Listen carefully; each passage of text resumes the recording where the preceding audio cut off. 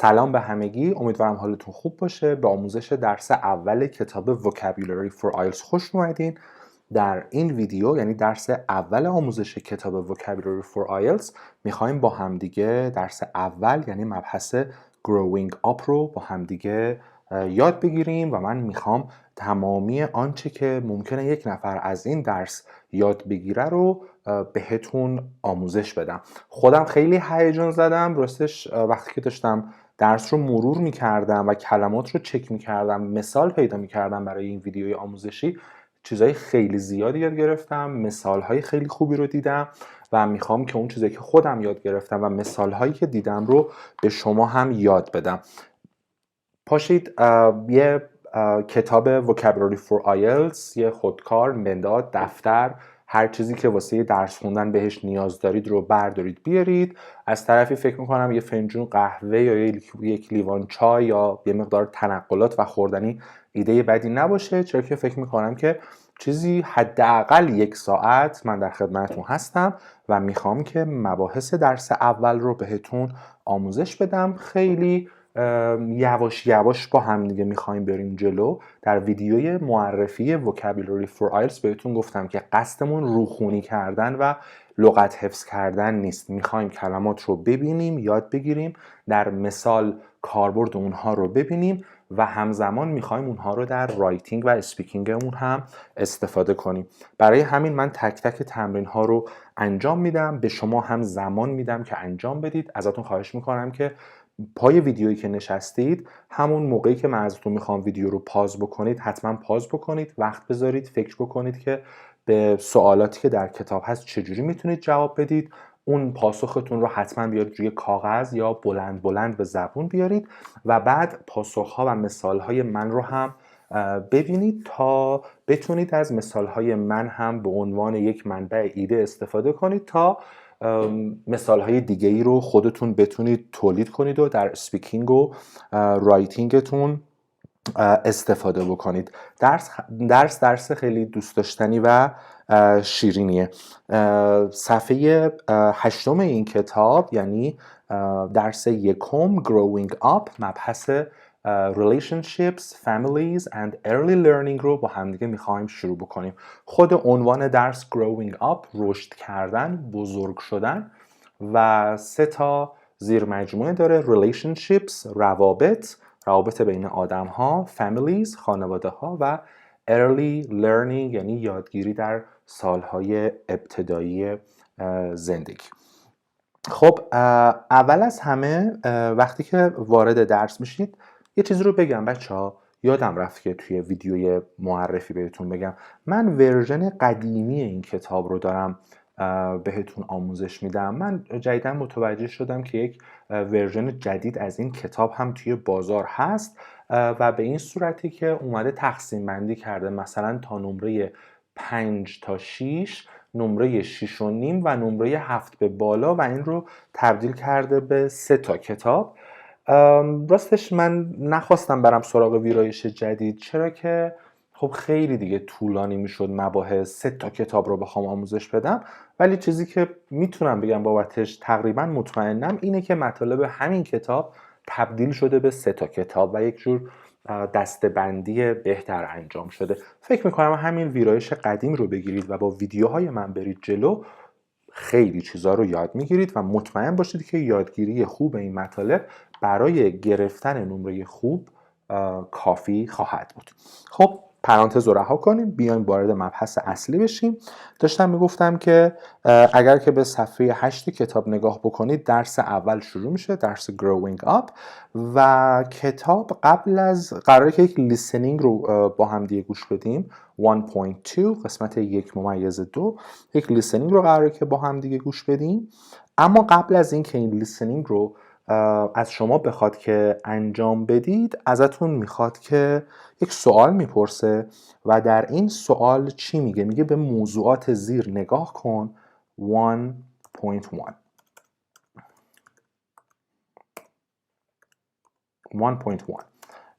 میگه look at the following topics، به موضوعات زیر نگاه کن and decide، و تصمیم بگیر که آیا. decide whether اینجا یعنی که آیا. تصمیم بگیر که آیا you would discuss them with. You would discuss them with. تصمیم بگیر که با کی در مورد این مشکلات صحبت میکنی. گزینه A میگه your family. گزینه B میگه your friends. و گزینه C a teacher. حالا اون مشکلات چیا هستن؟ مشکلات یکی number 1 study problem. Number 2 your favorite music.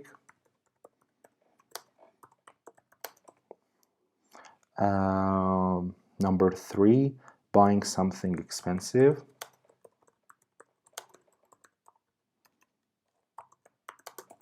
And number 4 the last film you saw.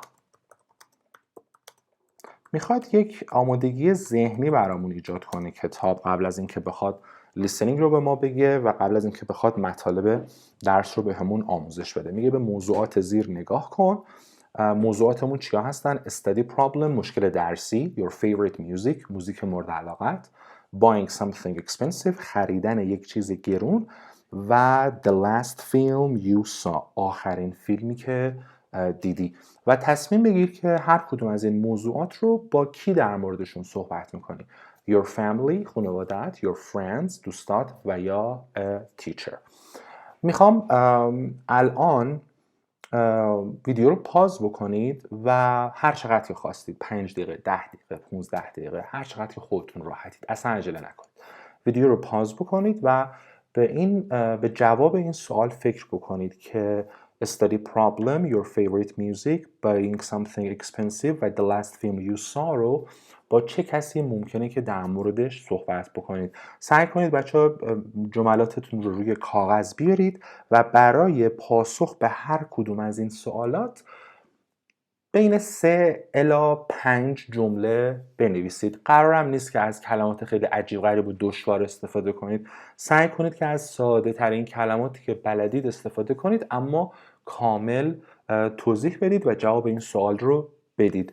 یا اینکه روی کاغذ بنویسید یا اینکه بهش فکر بکنید بعد بلند صحبت بکنید. ببین بچه‌ها یه خلأ یه گپی که ویدیو یوتیوب میتونه داشته باشه اینه که خب ما صرفا میشنویم و ویدیو رو میبینیم، تمرین نمی کنیم. این فاز تمرینی رو توی ویدیوهای یوتیوب معمولا بچه‌ها ندارن. خوبه که من میخوام این تمرین رو با هم دیگه انجام بدیم. خوبه که پاز بکنید، تمرین رو انجام بدید، پاسخهاتون رو لطفاً توی گروه تلگرام vocabulary for IELTS عضو بشید، پاسخهاتون رو اونجا بذارید، آدرس هم بدید که این پاسخهایی که دارید میدید واسه کدوم بخش کتابه، کدوم بخش درسه، تا من یا بقیه بچه‌ها بهتون فیدبک بدن. دوست دارم یه کامیونیتی کوچیک ایجاد بکنیم که بتونیم به همدیگه کمک بکنیم و به همدیگه بازخورد و فیدبک بدیم. به هر حال ویدیو رو همین الان پاز بکنید، 5 الی 10 دقیقه به خودتون زمان بدید و بعد مجددا ویدیو رو پلی بکنید و پاسخهای من رو نگاه بکنید. خب امیدوارم این 5 الی 10 دقیقه رو زمان گذاشته باشید و جواب داده باشید به این سوالات. من حالا میخوام یه سری مثال براتون بنویسم و توی این مثال ها یک سری عبارت و کلمات خوب رو بهتون یاد بدم. اگر بحث study problem باشه، اگر من بخوام به این سوال جواب بدم اول یه سری نوت برداری بکنم. نوت هم اینا هستن. الان من دانشجو نیستم پس study problem ندارم، چون که دانشجو نیستم درس نمیخونم، study problem ندارم.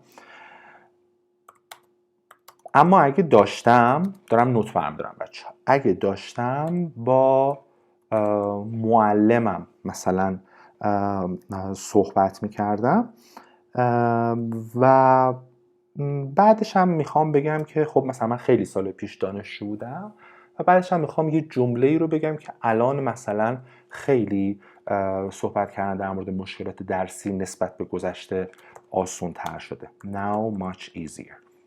یه سری ایده هامو اینجا نوت برداری کردم و حالا که نوت برداری کردم این ایده هام رو میخوام که بنویسم این جملات رو. اول میخونم براتون. Well, I'm not a student anymore. I don't really have any study problems, but if I did, I would probably talk to my teacher about it. I would also hit up a classmate who was doing well in the subject. I always did that when I was in college studying chemistry. It's a lot easier now, though.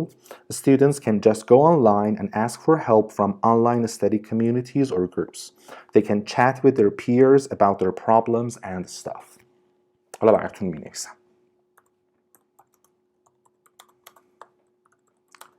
I'm not a student anymore.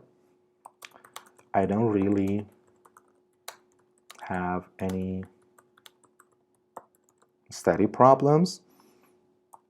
But if I did, اگه داشتم I'd مخفف I would هست I would probably talk to my teacher. اگه داشتم با معلمم در موردش صحبت میکردم about it. I'd also hit up a classmate who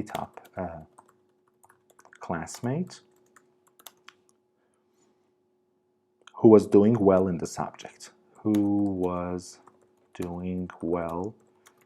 the subject. I always did that when I was in college studying chemistry. I always did that when I was in college studying chemistry. It's a lot easier now though. ولی الان خیلی راحت تره. It's a lot easier now though. نقطه. Students can just go online and ask for help. Students can just go online and ask for help. From who? From online study communities. From online study communities or groups. They can chat with their peers.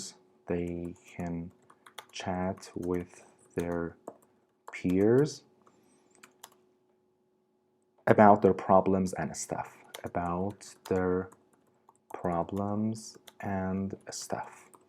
خب گفتم بهتون بچه‌ها سعی کنید از عبارات و کلمات خیلی ساده استفاده کنید. تو این مثالی هم که من اینجا استفاده کردم تا جایی ممکن سعی کردم که کلمات خیلی ساده باشن ولی خیلی توصیفی بیام از همون کلمات ساده استفاده کنم. چند تا کلمه جدید هم ممکنه براتون داشته باشه که براتون توضیح میدم.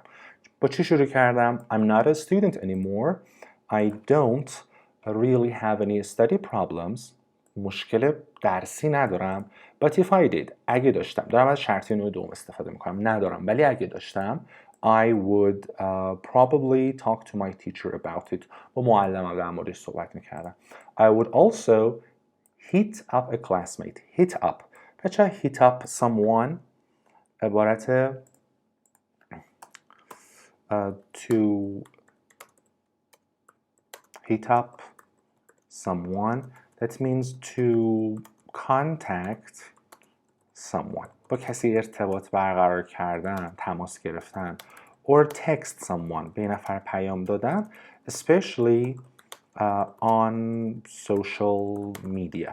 وقتی که توی شبکه‌های اجتماعی تلگرام، واتساپ، اینستاگرام، توییتر، فیسبوک به یه نفر پیام میدید و میخواین بهش بگید که فلانی کارت دارم، این مشکل رو میتونی واسه من حل بکنی، فلان سوال رو دارم، اصطلاحاً داری هیت آپ میکنی. So I would also hit up a classmate. پس اینجا یه عبارت خوب یاد گرفتیم.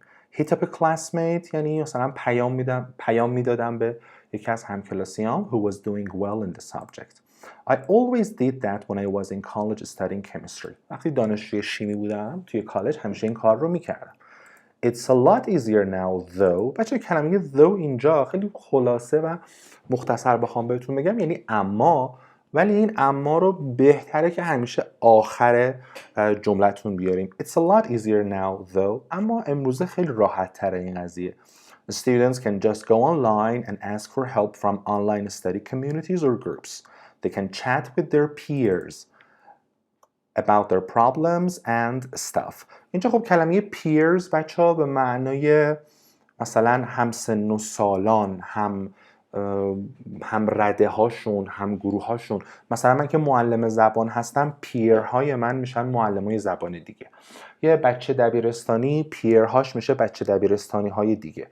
نخست وزیر مملکت، وزیر مملکت، رئیس جمهور مملکت پیرهاش میشن نخست وزیر و وزیر و رئیس جمهور کشورهای دیگه. بستگی به جایگاه ما داره.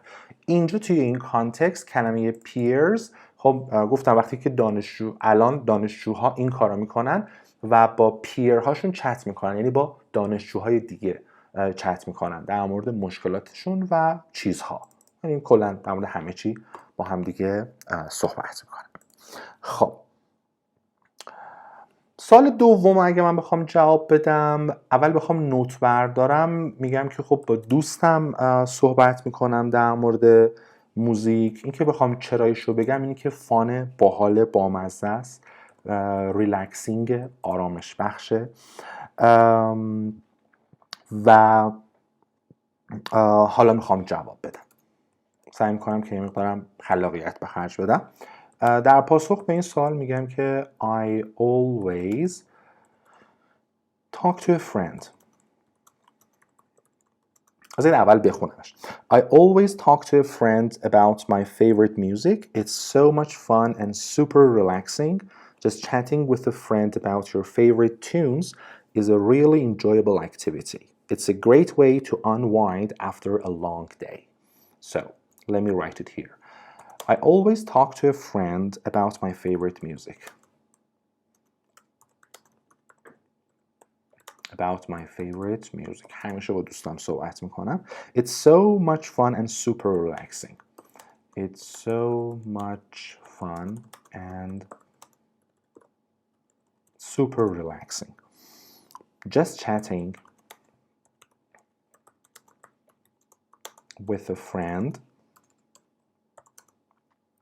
about your favorite music, about your favorite music، که حالا میتونم به جای میوزیک از کلمه tunes استفاده کنم. Your favorite tunes یعنی آهنگای مورد علاقه. میوزیک یعنی موسیقی، به صورت کلی داریم صحبت میکنیم. tunes یعنی آهنگای مورد علاقه. Just chatting with a friend about your favorite tunes is a really enjoyable activity.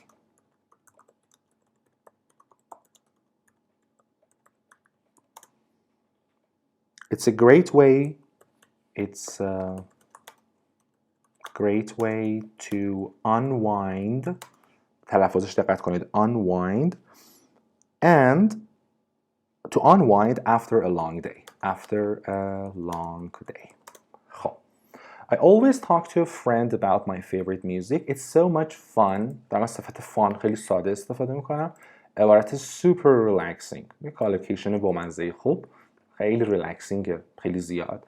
بعد میگم همین که با دوست در مورد آهنگای مورد علاقت صحبت بکنی is a really enjoyable activity. یک کالوکیشن بسیار ساده. It's a great way to unwind after a long day. Unwind بچه‌ها یعنی خستگی در کردن. یه راه خیلی خوبیه صحبت کردن در مورد موسیقی مورد علاقت با دوستات که بعد از یک روز طولانی خسته کننده خستگی در بکنید. To unwind after a long day. خب مورد سوم، buying something expensive. خب اول از همه بیایم یه ایده پردازی بکنیم. buying something expensive و گفتم یه سری خلاقیت به خرج بدیم. میتونیم یه سری جملات هم قبل و بعدش اضافه کنیم که مرتبط باشه. میتونم بگم not usually، اینجوری شروع کنم که معمولا چیزای گرون نمیخرم، ولی اگه بخوام بخرم، دوباره میخوام شرطی نوع دوم استفاده کنم، ولی اگه بخوام بخرم با بابام صحبت میکنم. My dad. اینجا دوباره میخوام از عبارت هیت اپ استفاده کنم، یعنی با بابام حرف میزنم، بهش میگم بیا اینجا بشینیم با هم دیگه چند کلام صحبت بکنیم. حالا چرا باهاش صحبت میکنم؟ چون که تجربه زیادی داره در مورد مسائل مالی و آدمیه که تصمیم‌های هوشمندانه همیشه میگیره و حالا یه مقدارم در ادامه که توضیح میدم کامل ترش میکنم. به جواب من گوش بدید. Well, I don't usually buy expensive items, but if I want to, I usually hit up my dad. He's really good with money stuff and has a ton of experience, so he always helps me make smart decisions. He gives me guidance on the risks and benefits too. I'm so glad I have him in my life. Okay. خب چی بگیم اینو؟ Well,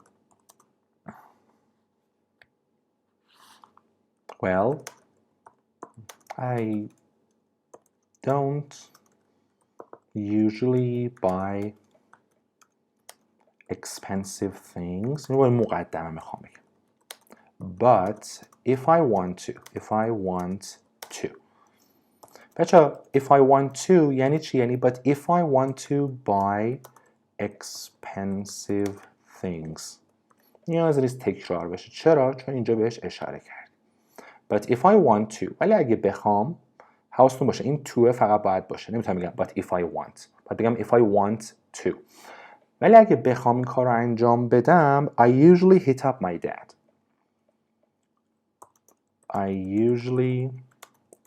Hit up my dad. یعنی میرم سراغ بابا. Why? He's really good with money stuff. He's really good with money stuff.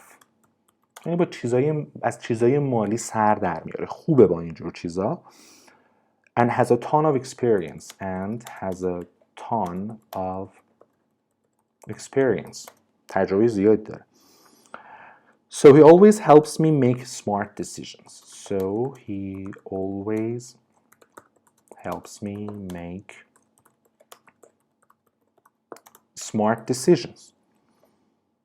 He gives me guidance.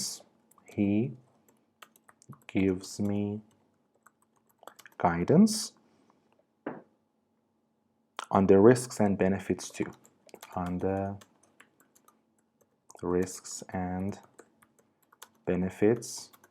too. I'm so glad I have him in my life. خیلی خوشحالم که توی زندگی منه. I'm so glad I have him in my life. So یه بار دیگه بخونیمش. Well, I don't usually buy expensive things, but if I want to. گفتم منظور if I want to buy expensive things هست. داریم تکرار نمی کنیم. I usually hit up my dad. در مورد hit up صحبت کردیم. He's really good with money stuff. To be good with money stuff. اینجا یه عبارتیه که من دوستش دارم.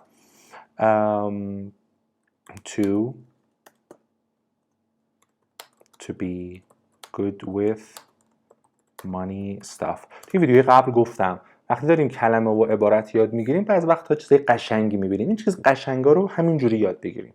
He's good with money stuff. از پول سر در میاره. چیزای مالی رو خوب میفهمه. And has a ton of experience. یعنی تجربه خیلی زیاد داره. ton یعنی یک تن دیگه. 1 کیلو 1 تن مثلا. حالا a ton of experience یعنی تجربه خیلی زیاد. A ton of experience. So he always helps me make smart decisions. اینم قشنگه. از خودم دارم تعریف میکنم. To make smart decisions. He gives me guidance. راهنمایی میکنه on. حواستون باشه بچه‌ها. حرف اضافه guidance on هست. To give somebody guidance on something. یعنی راهنمایی کردن به یک نفر در مورد یک چیزی. به این حرف اضافه آن دقت بکنید. On the risks and benefits too. I'm so glad I have him in my life. پس 4 تا عبارت این جدید با همدیگه اینجا یاد گرفتیم. مورد آخر the last film you saw. آخرین فیلمی که دیدی. من بخوام جواب بدم خیلی کوتاه میخوام به این جواب بدم. با دوستام صحبت میکنم که اونها هم به فیلم علاقه دارن. چرا؟ چون که فانه به عنوان مثال و میتونم باشون ارتباط برقرار کنم، کانکت بشم and share my thoughts. افکارم باشون به اشتراک بذارم در مورد فیلمی که دیدم. بخونم جوابم رو براتون. I usually like to talk to friends who are into movies about the last film I saw. I think it's a fun way to connect with them and share my thoughts and opinions on the film. So I usually talk to friends who are into movies about the last film I saw. در مورد آخرین فیلمی که دیدم. چرا؟ It's a fun way to connect with them,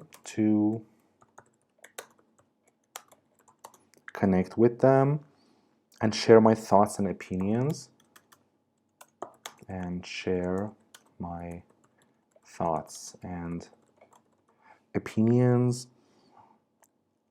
On the film. خب.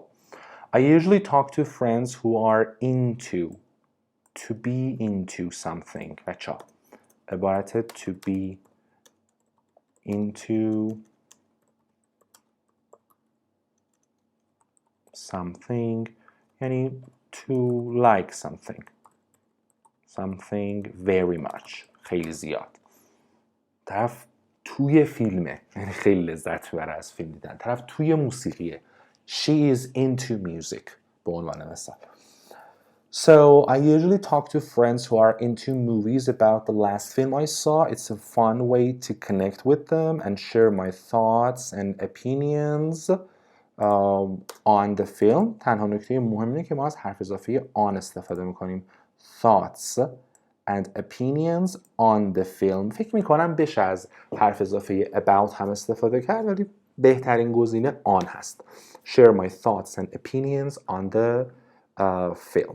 خب من توی این مثال هایی که بچه ها براتون زدم یه سری کلمات جدید و ایده های جدید سعی کردم که بهتون آموزش بدم. امیدوارم بهتون کمک کرده باشه. مثل hit up a classmate, though, peers, stuff, fun, super relaxing, tunes, enjoyable activity, unwind, good with money stuff, a ton of experience, make smart decisions و الی آخر. مثالامو زیاد تکرار کردم.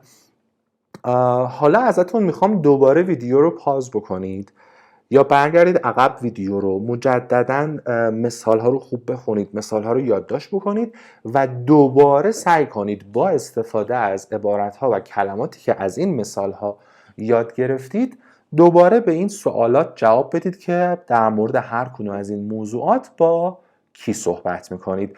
این دفعه انتظار دارم که عملکرد بهتری داشته باشید. دوست داشتید توی گروه جواباتون رو بذارید، حتما خود من یا بچه‌ها بهتون فیدبک رو هم میدیم. خب حالا وارد قسمت 1.2 بشیم. ما 1.1 رو اینجا انجام دادیم. اجازه بدید که من این قسمت 1.1 رو هایلایتش بکنم و بیایم با هم دیگه وارد قسمت 1.2 بشیم. خب در قسمت 1.2 چی ازمون میخواد؟ Listen to 4 people talking about the topics above. Write the number of the topic 1 to 4 from the list above and the person or people the speakers say they would talk to about this.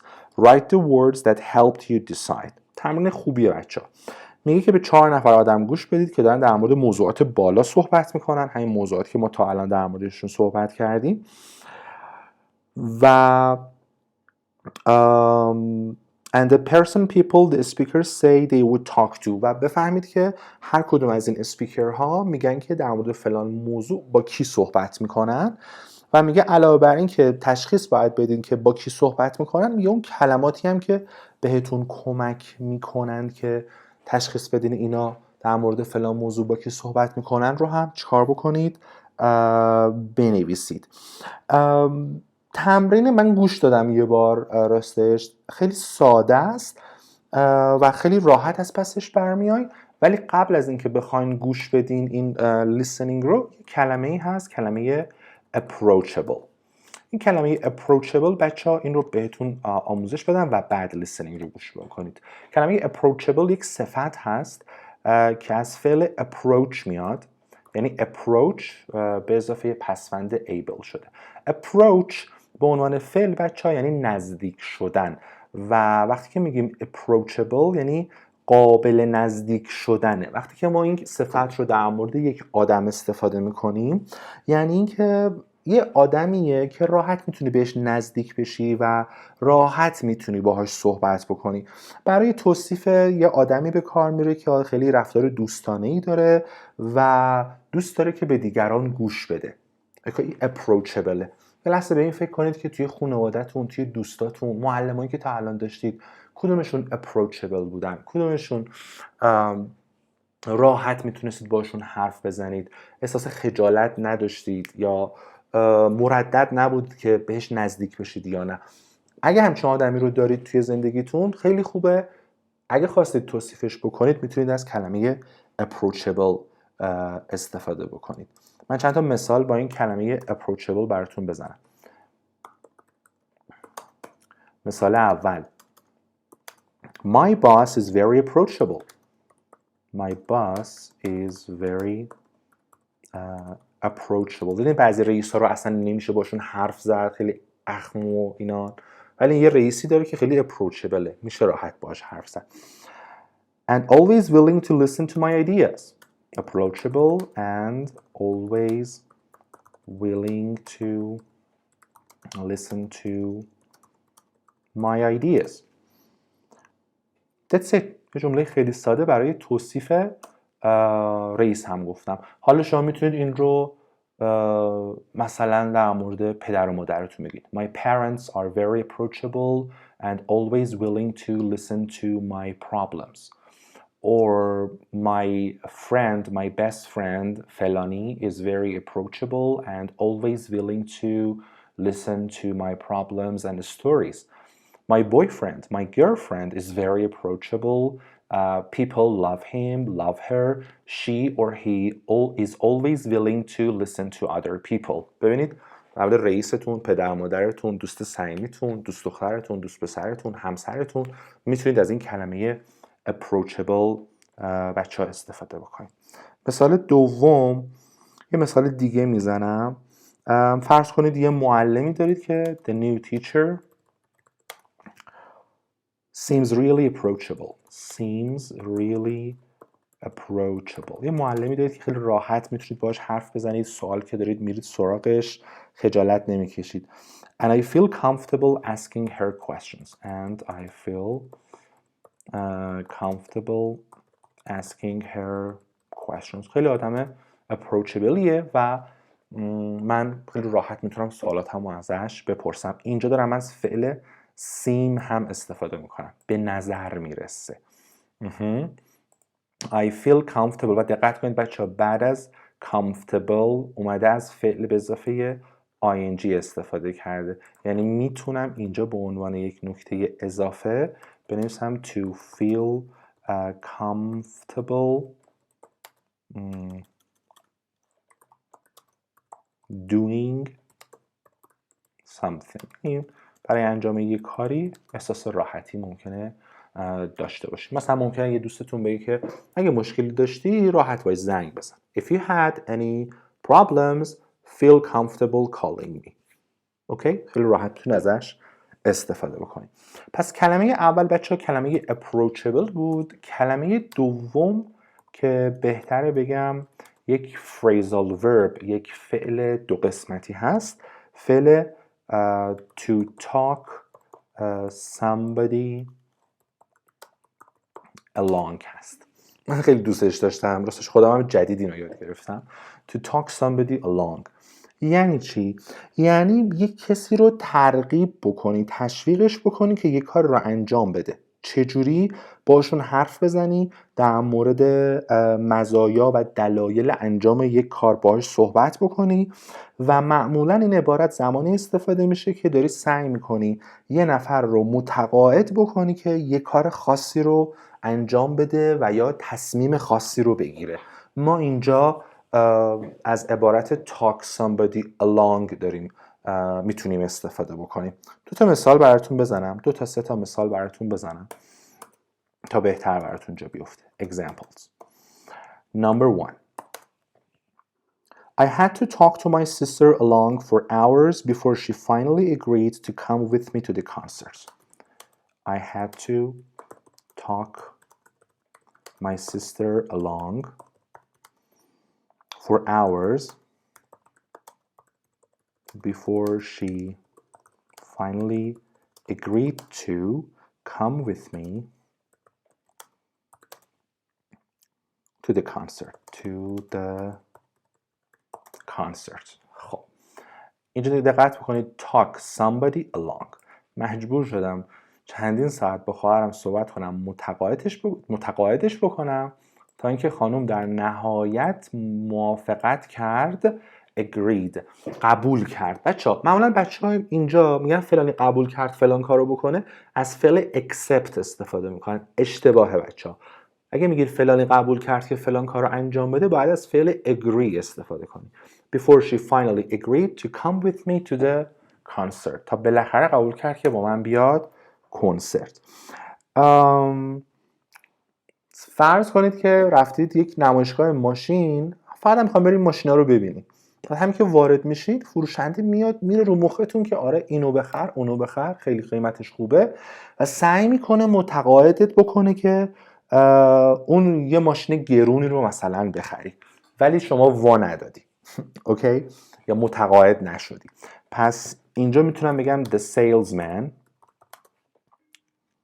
tried to سعی کرد که talk me along into buying the car, but I was not convinced. دقت کنید بچه‌ها، اون فروشنده سعی کرد که talk me along into buying the car. این ساختار رو خوب یاد بگیرید. من اینجا اضافهش میکنم to talk somebody along or to talk somebody along into doing something. یعنی طرف رو متقاعدش بکنی که بیاد به سمت انجام یک کاری. So the salesman tried to talk me along into buying the car, but I was not convinced. باز به این فکر بکنید بچه‌ها که یه موقعی رو بهش فکر بکنید که یه نفر سعی کرده متقاعدت بکنه این کار رو انجام بدی. مثلا نمیخواستی خونت رو بفروشی ولی برادرت متقاعدت کرده که خونه رو بفروشی، یا نمیخواستی با یه نفر وارد رابطه بشی ولی یکی از دوستات باهات حرف زده متقاعدت کرده که این کار رو انجام بدی. ممکنه از یه رابطه ای خواستی خارج بشی، کات بکنی، طلاق بگیری مثلا، ولی پدر و مادرت، تراپیستت، مشاورت، دوستات باهات صحبت کردن و متقاعدت کردن که این کار رو انجام ندی. هر موقع عبارت جدیدی بچه‌ها یاد میگیرید، همون لحظه به این فکر بکنید که من از این عبارت کجاها میتونم استفاده کنم و سعی کنید از تجربیات زیستتون، از تجربیات واقعیتون برای نوشتن این مثال ها استفاده کنید. چرا که اگر تجربه واقعی باشه، چون که یک تجربه زیسته هست، در ذهن ما راحت تر نقش میگیره و میتونیم انتظار داشته باشیم که این عبارت، این کلمه جدید در ذهن ما بمونه، چرا که توی ذهنمون میتونیم یک ارتباط برقرار بکنیم، یک ارتباط بین واقعیت زندگیمون و اون کلمه و عبارت جدید برقرار بکنیم. من خودم خیلی وقت این کار رو انجام میدم. و یه مثال دیگه هم بزنم براتون. مثلا میگم که my friend was hesitant or hesitant. فکر کنم hesitant باشه تلفظش. چک کنید بچه ها. یه موقع من اشتباه بهتون نگم. یه لحظه شک کردم. My friend was hesitant to go skydiving. یه ورزش، یه فعالیت مردد بود که بره اسکای دایوینگ یا نه. اما من باهاش صحبت کردم و متقاعدش کردم. But I talked him along and she ended up enjoying it. دقت کنید. My friend was hesitant to go skydiving. عبارت hesitant to do something رو اینجا داریم یاد میگیریم. But I talked him along. باش حرف زدم و متقاعدش کردم که بیاد. ببین بچه خیلی خلاصه اینو دارم میگم. I talked him along. باش حرف زدم و متقاعدش کردم که این کار رو انجام بده. And خب اونجا گفتم she. پس چه باید بگم her. I talked her along and she ended up enjoying it. در نهایت هم خیلی ازش لذت برد. خیلی حال کرد با این قضیه. End up doing something. من این دوتا عبارت رو براتون می نویسم. To be hesitant to do something و to end up doing something. یعنی در نهایت فلان اتفاق افتاد. Okay, for example, they ended up getting divorced. در نهایت طلاق گرفت. به ساختار دقت کنید. فعل phrasal verb end up به اضافه فعلی که ing داره. ساختارها بچه‌ها خیلی مهمتر از خود کلمه هستن. ما نباید صرفاً معنی کلمه رو حفظ بکنیم. باید یاد بگیریم که در چه ساختاری باید از این کلمه بیایم و استفاده بکنیم. خب بریم سراغ ادامه مبحث. یه عبارتی هم داریم بچه ها. بذارید اینم بگم بهتون. توی این لیسنینگ میشنوین close bond یعنی یک ارتباط نزدیک که به عنوان مثال یک دو تا مثال فقط براتون بزنم. Examples. Number 1. My parents have a close bond. My parents have a close bond. ارتباط نزدیکی. یه باند یعنی یک اتصال خیلی نزدیکی به هم دیگه دارن. یعنی ارتباط خیلی نزدیک و صمیمانه‌ای با هم دیگه دارن. And have always been there for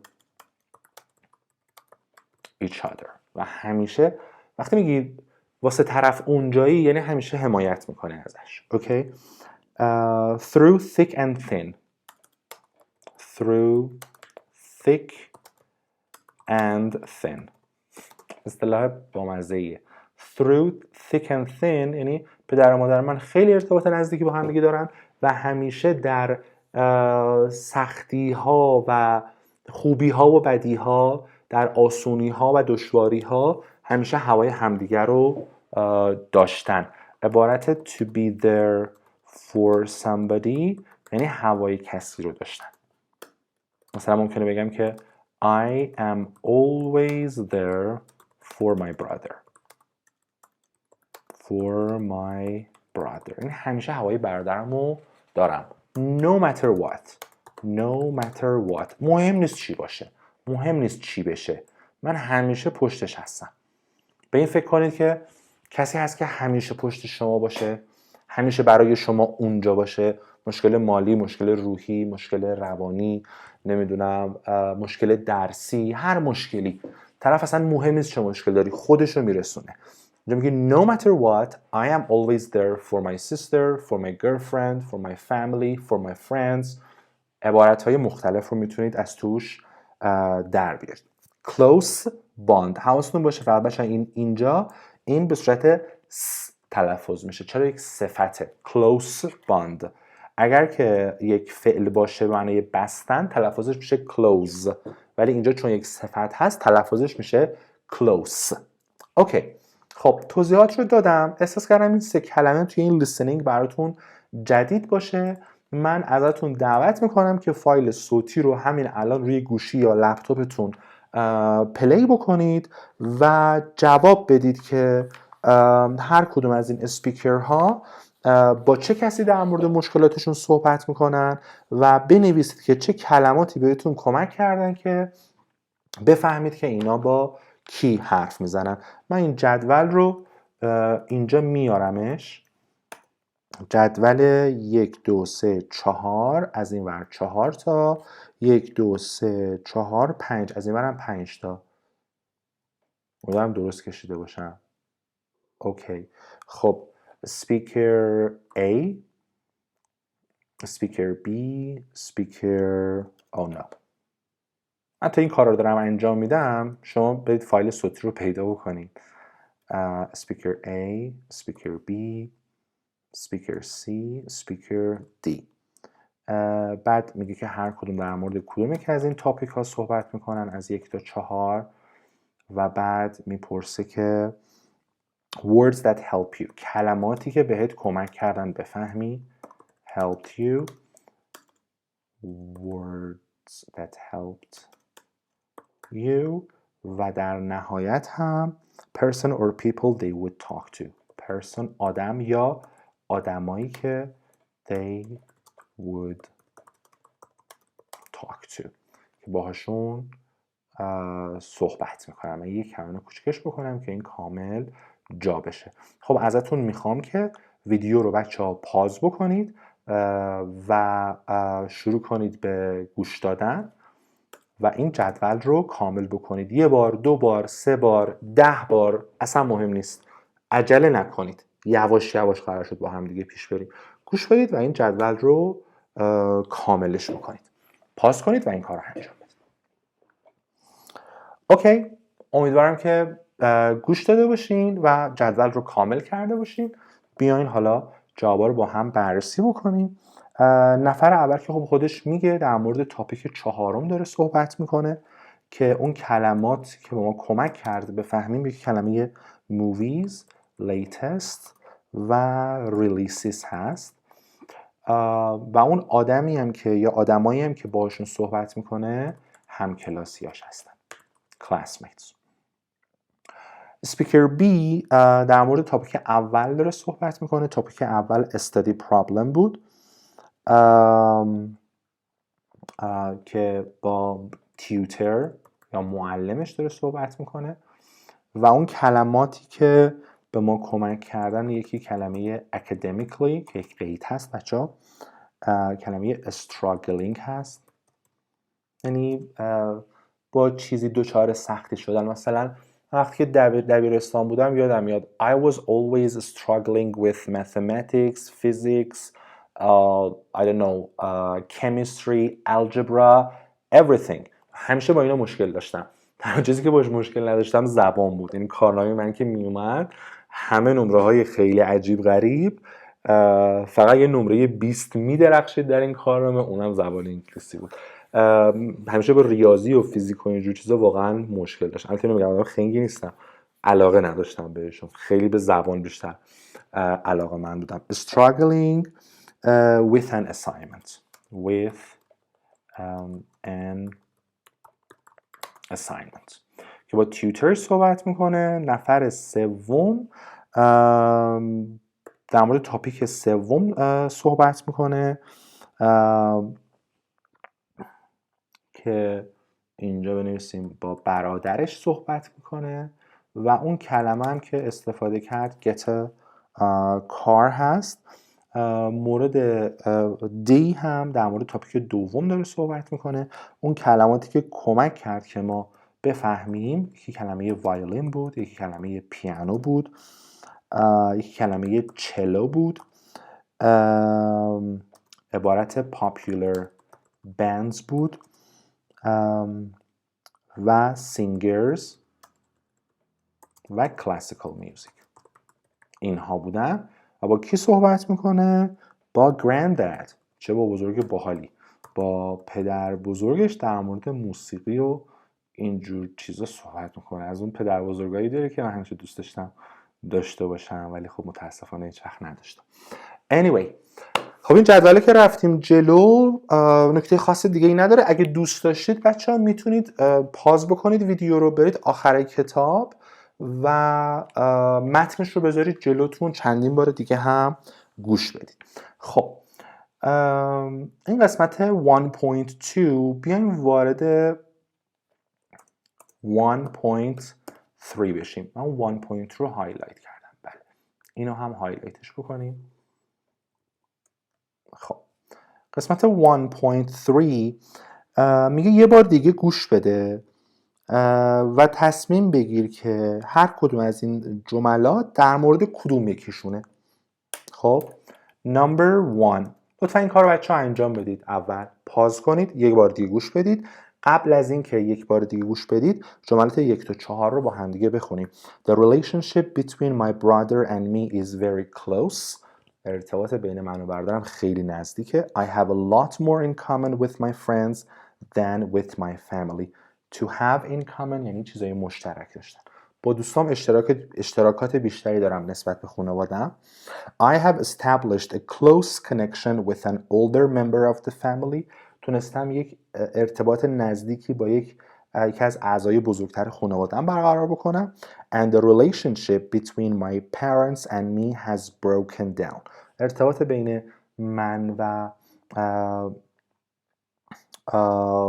پدر و مادرم has broken down یعنی شکسته این ارتباط خیلی کم رنگ شده. ارتباط خیلی خوبی نیست. خیلی سخت نیست بچه ها. یه بار دیگه پاز بکنید، گوش بدید تا به جواب برسید. مرسی، امیدوارم که گوش داده باشید. در 1.3 مورد اول جواب میشه گزینه C، مورد دوم گزینه A 2A. چون میاد اینجا برگردیم عقب، این درستش کنیم رو مخمه. 1C 2 واقعا چرا نمیدونم 2A 3 گزینه D و 4 گزینه B. خب بچه ها به یک دقت کنید. میگه the relationship between my brother and me is very close. The relationship between my brother and me is very close. دقت بکنید. داره از عبارت close relationship استفاده میکنه، ولی چون اون اسم رو اول جمله داره میاره، اون صفت رو آخر فاصله افتاده. ارتباط بین من و برادرم خیلی نزدیک. The relationship between my brother and me is very close. خب عبارتی که اینجا یاد میگیریم close relationship هست. خب من دوست دارم که چند تا مثال دیگه براتون بزنم. به خودتون و دوست صمیمیتون فکر بکنید. خب ارتباطتون ارتباط خیلی نزدیکی دیگه، دوست خیلی صمیمیتون. اگه بخوام بگین ارتباط من و فلانی خیلی نزدیکه، میتونید بگید که my best friend and I have a close relationship. ارتباط نزدیکی داریم. حالا میخوام یه توضیح اضافه ای هم بدم. And always و همیشه turn to each other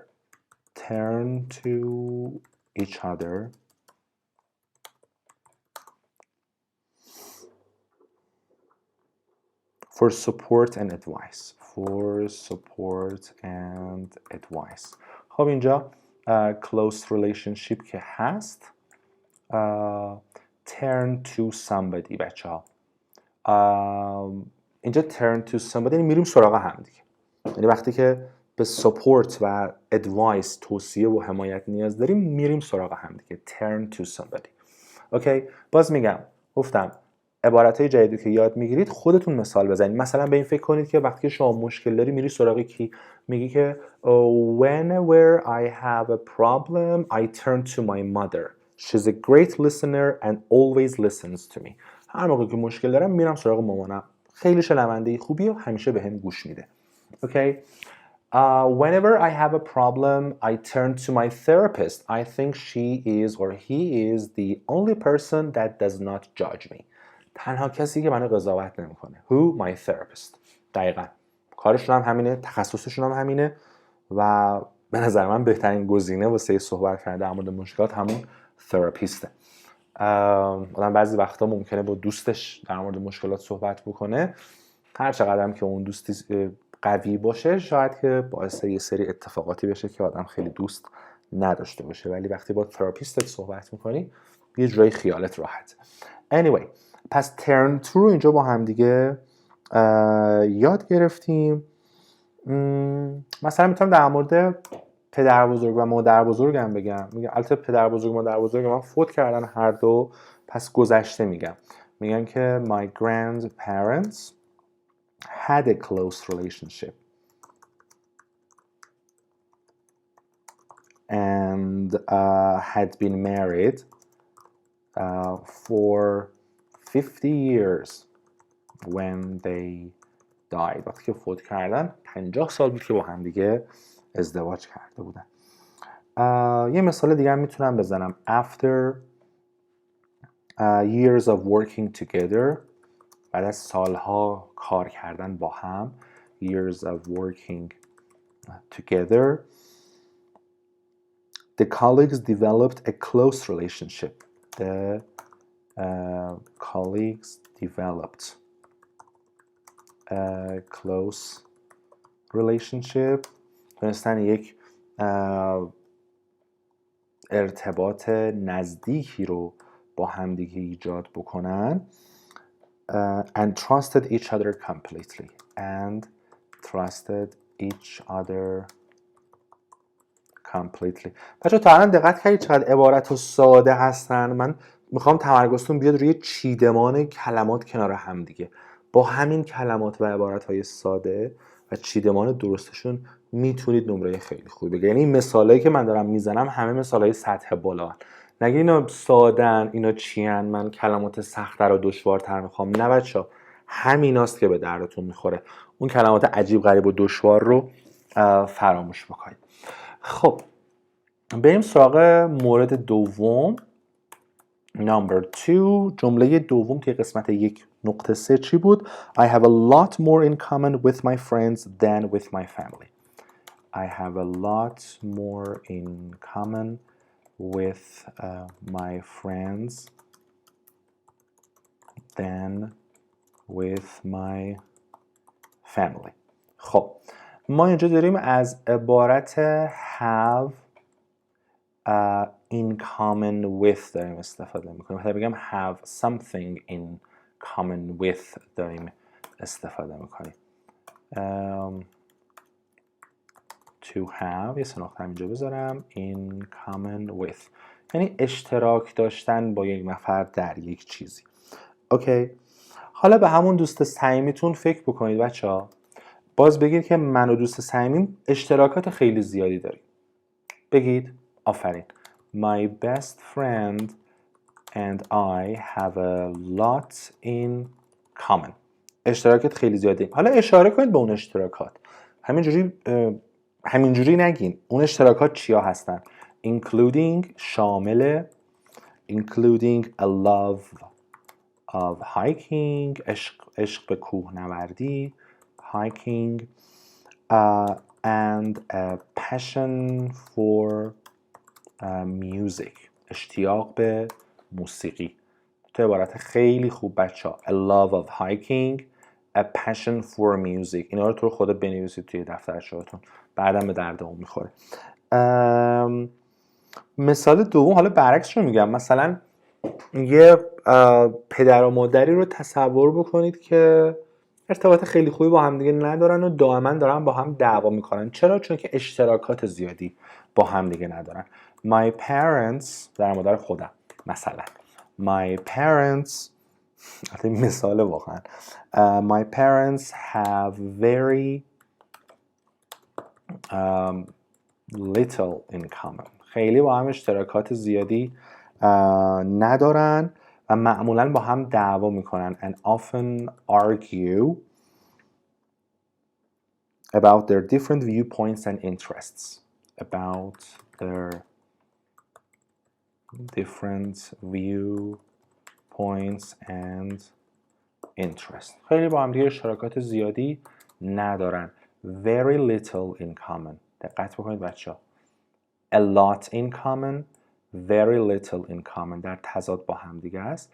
معمولا با هم دیگه argue about بحث میکنن برای دیدگاه ها و علایق متفاوتی که دارن. Viewpoints and interest. حالا مثلا به این فکر بکنید که با یه نفر رفتید دیت مثلا، بعد نشستیم با هم دیگه کلی صحبت کردیم، بعد دیدیم که انگار علایقی که شما دارید با علایقی که اون داره کاملا متفاوته. چی میتونیم بگیم؟ مثلا اگه یه خانم باشه میگه که خیلی ازش خوشم نیامد. I didn't like him very much. حالا چرا؟ مثلا دوستش پرسه چرا خوشت نیامد؟ میگه که well I thought we didn't have a lot in common. Or I thought we had very little in common. اوکی، یا اون آقاه میگم که چرا از اون خانم رفتی دیت باش، دیگه باش بیرون نرفتی، چی شد؟ میگه که well we saw each other a few times، چندی بار همدیگه رو دیدیم، but اینو براتون بنویسم. We saw each other، یا بهتر بگم we went out a few times but از اون عبارت end up doing something استفاده کنم. But we ended up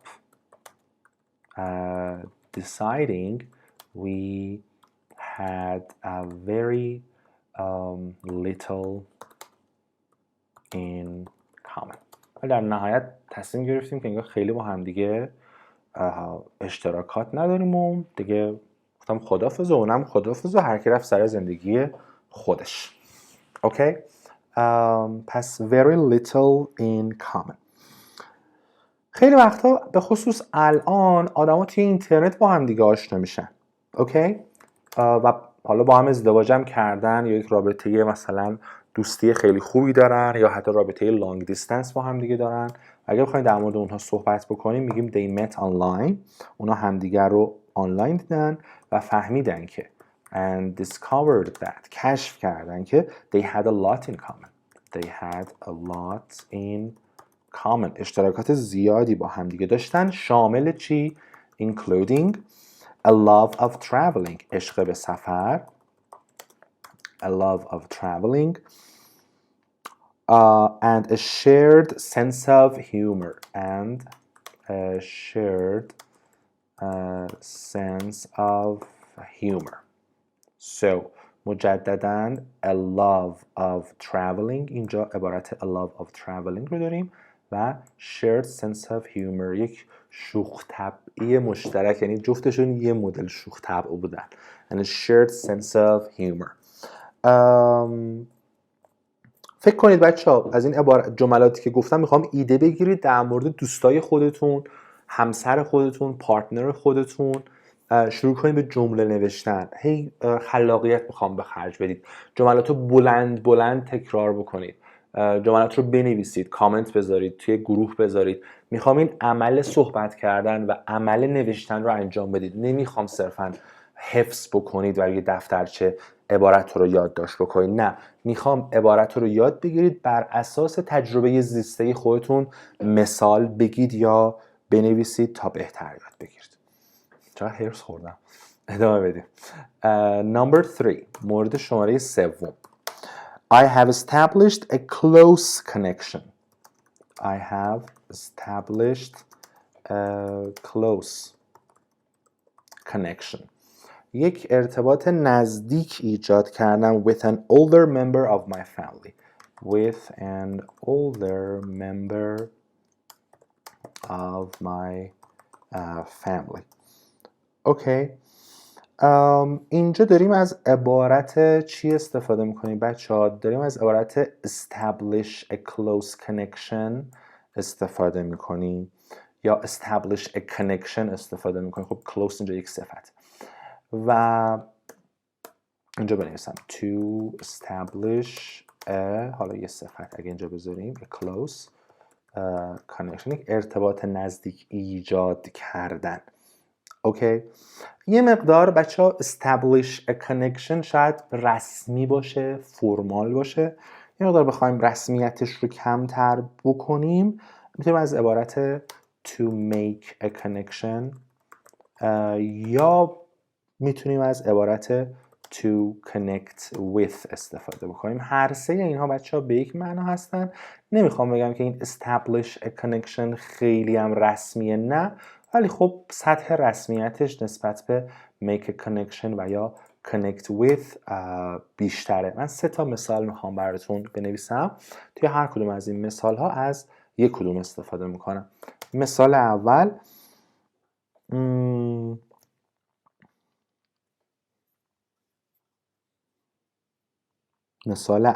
چند تا مثال اینجا نوشتم، میخوام 2 تاشو فقط بهتون 3 تاشو فقط میخوام بهتون بگم. کدوم بگم؟ مثلا در مورد یک تراپیست میخوایم صحبت بکنیم. فرض کنید شما یک تراپیست هستید و میخواین آزمون آیلتس بدید. خب بعد توی آزمون آیلتس ازتون میپرسه که شما توی شغل چی کار میکنید؟ تراپیست کارش چه شکلیه؟ چی کار میکنه توی شغلش؟ و شما میتونی اینجوری جواب بدی: In my job، توی شغل من، In my job as a therapist، در شغل من به عنوان یک therapist، I need to be able to باید بتونم که این کار رو انجام بدم. I need to be able to establish a connection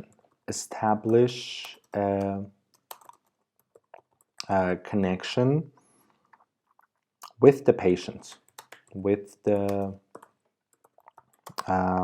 patient and create a safe environment، یک محیط امن ایجاد بکنم. create a safe and supportive، یک محیط امن و حمایتگر ایجاد بکنم برای اونها. for them، که چیکار بکنن؟ to talk about their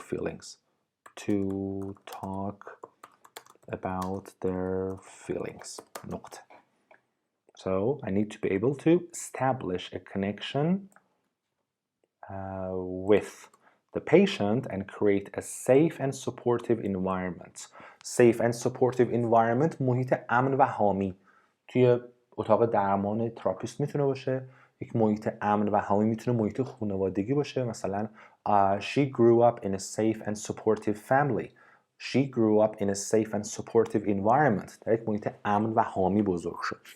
از این عبارت میتونیم استفاده بکنیم. مثال دوم رو با make a connection میارم. مثلا the two musicians، اون دوتا موزیسین ها، the two musicians made or let's say یه قید استفاده کنیم quickly made a connection on a stage، روی استیج سریع و همدیگه ارتباط برقرار کردن و تونستند and were able to improvise together، و تونستن improvise بکنن. بچه کلمه improvise یعنی بداهه نوازی. اگه یک موسیقی یک موزیسین، یک گیتاریست improvise میکنه یعنی بداهه نوازی میکنه. اوکی. یا خیلی وقتا ممکنه که مثلا شما قراره در یک کنفرانسی شرکت بکنید و مثلا نفر اول یه چیزی رو هم انتخاب بکنن، شما فکرشو نمی‌کنی که شما رو انتخاب بکنن، خودتو آماده نمی‌کنی که اگه انتخاب شدی بری سخنرانی بکنی. بعد عدل میزنه و شما به عنوان مثلا نفر اول انتخاب میشی، حالا باید بری صحبت بکنی، آماده نیستی، دست باچه‌ای، باید بری ایمپرووایز بکنی، باید بری بداهه باید بری صحبت بکنی. So made a connection، ارتباط ایجاد کردن روی روی استیج. دومی رو با make a connection گفتم. سومی رو connect with میگم. مثلا اگر که من مدیر یه اداره‌ای، مدیر یک شرکتی، مدیر یک استارتاپی باشم و یک تیم جدیدی قراره با من دیگه کار بکنه، میخوام بگم سعی کردم که با تیم جدید ارتباط برقرار کنم. I tried to connect with the new team. سعی کردم که با تیم جدید ارتباط برقرار بکنم. team members، اعضای جدید تیم. چطوری؟ by asking them questions، با سوال پرسیدن در مورد علایق و پس زمینه هایشون. them questions about their interests and backgrounds. حالا میتونه زمینه تحصیلیشون، زمینه خانوادگیشون یا هر چیزی باشه. سعی کردم با سوال پرسیدن connect بکنم with the new team members. گفتم اولی یه مقدار شاید رسمی تر باشه، ولی دومی خیلی شاید یک کوچولو اینفورماله. هرچند خیلی هم با هم دیگه به نظر من فرق نمیکنه. خب بریم سراغ مورد چهارم. جمله‌ای که در مورد چهارم داشتیم The relationship between my parents and me has broken down. The relationship between my parents and me has broken down. ارتباط بین، دقت کنید از relationship داره استفاده میکنه، بین my parents and me has broken down. اینجا داره از present perfect استفاده میکنه، یعنی از بین رفته، شکسته این ارتباطه، بد این ارتباط، یه همچین مفهومی داره. حالا بریم چند تا مثال با هم دیگه با a relationship breaks down ببینیم. مثال اول میگم بعد از سالها زندگی با هم دیگه ارتباطشون شکست، به اصطلاح از بین رفت و تصمیم گرفتن که طلاق بگیرن. After years of being together، بعد از سالها با هم بودن، together، the couple's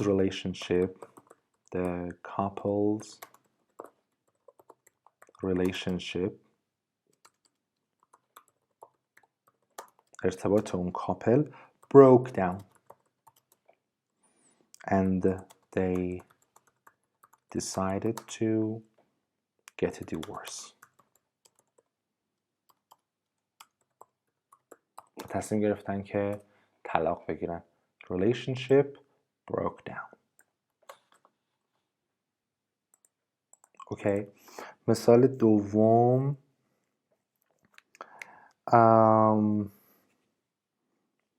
بعد از اینکه توی ایران انقلاب شد ارتباط بین ایران و آمریکا broke down، از بین رفت اون ارتباطه. پس میگم که the relationship between Iran and the US broke down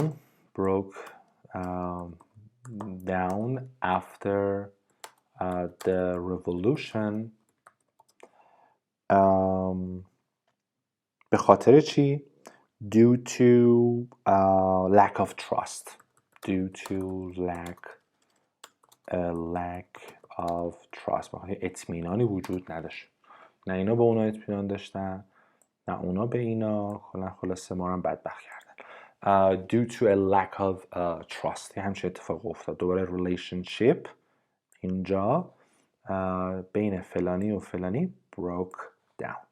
از این مثال استفاده می‌کنیم.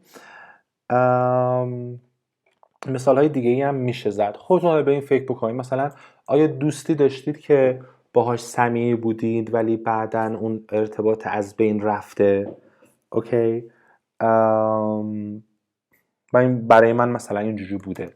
میگم که the relationship between my friend and me، ارتباط بین دوستم و من از بین رفت، broke down after a series of misunderstandings. بعد از یک سری سوء تفاهم ها این ارتباط از بین رفت. یه سری چیزا رو من برام سوء تفاهم پیش اومده بود، یه سری چیزا برای اون سوء تفاهم پیش اومده بود و به دوستی داشتیم که از بین رفت. خب پس اینجا relationship داریم، دوباره اینجا هم broke down داریم. شما هم فکر بکنید آیا شده که دوستیتون از بین بره، ارتباط با پدر و مادرتون، برادر یا خواهرتون که دوست صمیمی، دوست دختر، دوست پسر، همسرتون ارتباط از بین بره و به دلیلش هم فکر بکنید و سعی کنید که بیان بکنید یا بنویسیدش. میگم جمله سازی. خب بریم قسمت شماره 1.4 1.4. خب ما 1.3 رو هایلایتش کردیم، بریم سراغ 1.4. میگه که کالوکیشن این کلماتی که معمولا با هم دیگه میان. من بنا رو برای این میذارم که شما که دارید ویدیوی آیلتس در این سطح دارید میبینید معنی کلمه کالوکیشن رو میدونید. میگه از کلمات و عبارات ریکوردینگ استفاده کن تا این جملات رو کامل بکنی. 1 تا 6.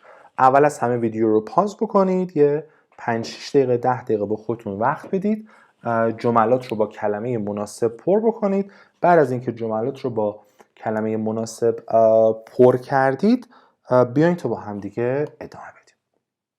اوکی، امیدوارم که این کار رو کرده باشید. My sister and I have totally different tastes.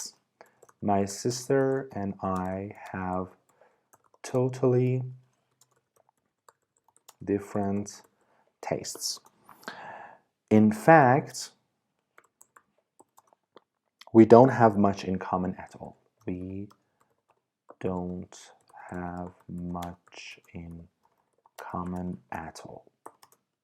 Okay. Number 2, there is a very close relationship between a mother and a newborn baby. There is a very close relationship between a mother and a newborn baby. Number 3, it is important to establish a good working relationship with your work colleagues. It is important to establish a good working relationship with your work colleagues, with your colleagues. بچه اینجا working relationship یعنی ارتباط کاری. Okay? To establish a working relationship, to establish a good relationship, to establish a close relationship. چیزهای مختلفی میتونیم قبل از relationship استفاده کنیم. مورد 4، a relationship can easily break down if you don't work at it. A relationship can easily break down if you don't work at it. بچه work at یعنی اگه روش کار نکنی، اگه بهش بها ندی، بها دادن روی چیزی کار کنی، اگه بهش بها ندی روش کار نکنی خیلی راحت can easily break down از بین میره اون رابطه. فرقی هم نمیکنه رابطه خانوادگی باشه، دوستی باشه، زن و شوهری باشه، فرق نمیکنه. اگه بهش بها ندی، کار نکنی روش، اون ارتباط از بین میره. مورد بعد I really admire the relationship between my mother and my grandmother. Between my mother and my grandmother. واقعا تحسین میکنم ارتباطی که بین مادرم و چرا اینجوری شد؟ Number 5 نمیدونم، بین مادرم و مادر بزرگم هست. و شماره 6 there can be a lot of conflict، خیلی درگیری، تضاد وجود داشته باشه between teenagers and their parents. الان ممکنه آدم بزرگ باشید ولی یادتون میاد وقتی تینیجر بودید خیلی جر و بحث و دعوا داشتید احتمالاً با پدر مادرتون. میتونید بگید when I was a teenager I had a lot of conflict with my parents, or my sister had a lot of conflict with my parents when she was a teenager. Or there was a lot of conflict between us, me and my sister and my parents. جمله سازی بکنید با توجه به اون واقعیت زندگی خودتون. بچه‌ها توی جمله اول ما عبارت totally different رو داریم. خب من میخوام یک سری عبارت‌های هم‌معنی رو بهتون بگم.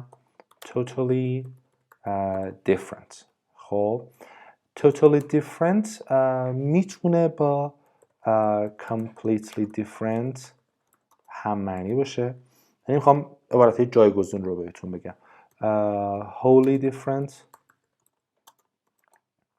distinctly different, radically different,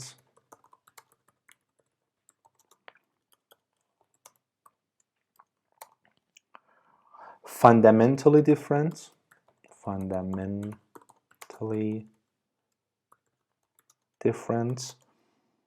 utterly different,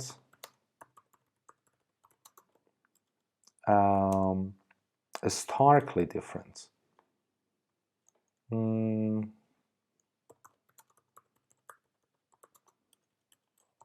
Starkly different و drastically different. اوکی. اینا میتونن جایگزین عبارت totally different بشن. من مثال براتون نمیزنم ولی یه توضیح بهتون بدم، چون بخوام دوباره در مورد هر کدومشون مثال جدا بزنم خیلی زمان میگیره. ولی صرفا اینو یه نکته میخوام بهتون بگم بچه‌ها، هیچ دو کلمه ای، هیچ دو عبارتی در زبان انگلیسی و میتونم بگم هر زبان دیگه‌ای 100% عین هم نیستن. یعنی درسته شبیه به همنا ولی یه تفاوت‌های کوچولویی هم همیشه با هم دیگه دارن. من در مورد هر یه توضیح کلی بهتون میدم. شما اینکه برید سرچ بکنید و مثال پیدا کنید و توی دفتر بنویسید رو میسپارم به خودتون. توصیه میکنم همین الان انجام بدید. توضیح من رو گوش بدید. عبارتهای totally different, completely different و entirely different خیلی کلمات به اصطلاح دم دستی و بیسیکی هستن که ما میخوایم ازشون استفاده کنیم تا بگیم که دو تا چیز با همدیگه خیلی تفاوت دارن. wholly different و utterly different مجددا داره میگه که کاملا متفاوت هستن اون دو تا چیز با همدیگه، ولی خیلی داریم تأکید میکنیم، یه شدت زیاد داریم تأکید میکنیم روی این تفاوت ها. distinctly different باز نشون دهنده اینه که بین دو تا چیز یا دو تا آدم تفاوت‌هایی وجود داره و این تفاوت‌ها خیلی واضح و چشمگیره و این تفاوت رو میتونی ببینی. مثلا میگیم که مثال میزنم، مثلا تفاوت آیفون با گوشی سامسونگ سری J7 که خیلی قدیمیه، آیفون 14 رو بخوای با J7 مقایسه کنی تفاوت خیلی نوتیسیبل، چشمگیره. ولی مثلا شما بخوای آیفون رو با سامسونگ مثلا S20 نوت 20 یا S22 مقایسه کنی تفاوت اونقدر چشمگیر نیست. پس distinctly different زمانی که میخوای تفاوت رو بیان بکنی و میخوای بگی این تفاوت خیلی چشمگیره. radically different و drastically different نشون دهنده اینه که دو تا چیز با هم دیگه خیلی تفاوت دارن و میخوای تأکید زیاد بکنی. یه جورایی شبیه wholly different و utterly different هست. و مجددا fundamentally different و starkly different مجددا اینها تفاوت‌های بسیار زیاد و عمیق رو به اصطلاح نشون میدن. وقتی شما از fundamentally different و starkly different استفاده میکنی یه جورایی میخوای بگی که تفاوت خیلی زیاد عمیقه و عملا تفاوت در ذات اونها و طبیعت اونهاست که داری با هم دیگه مقایسه میکنی. مثلا سیستم سیاسی ایران و سیستم سیاسی آمریکا they are fundamentally different or starkly different، یعنی از پایه و اساس با هم دیگه متفاوتن. قانون اساسی ایران کجا، قانون اساسی آمریکا کجا. اصلا زمین تا آسمون با هم دیگه تفاوت دارن. حواستون باشه که بچه‌ها این عبارات هم معنا هم مفهوم و هم معنا نزدیکن به هم دیگه، در کانتکست های مختلف باید استفاده بشن. اینجوری نباشه که این معادل اونه من همه جا به جای این از اون استفاده کنم. نه، کانتکست رو همیشه در نظر بگیرید. مثالش رو میسپارم به خودتون، اگه موقع دوست داشتید برید تو اینترنت سرچ بکنید، مثال پیدا بکنید، خیلی هم راحته، گوگل کنید examples with radically different 5 examples with utterly different، گوگل بکنید، مثال پیدا کنید، اگه دوست داشتید توی کامنت ها برای من بذارید. خب توی جمله دوم ما داریم از چه عبارتی استفاده میکنیم؟ close کجا بودیم؟ close relationship داریم استفاده میکنیم. اوکی. من حالا این معادلهای اولی رو براتون کامل نوشتم، ولی بقیه رو صرفا اشاره میکنم دیگه، نمی نویسم و میرم جلو. عبارت هایی که معادل close relationship هستن بذارید بنویسم. close relationship میتونه close bond باشه، tight bond، a strong bond، a special intimate relationship،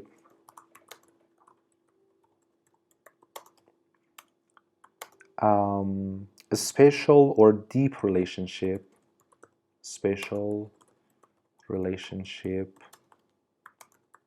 deep relationship،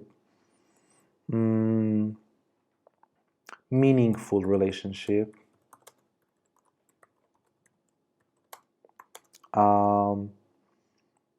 fond relationship،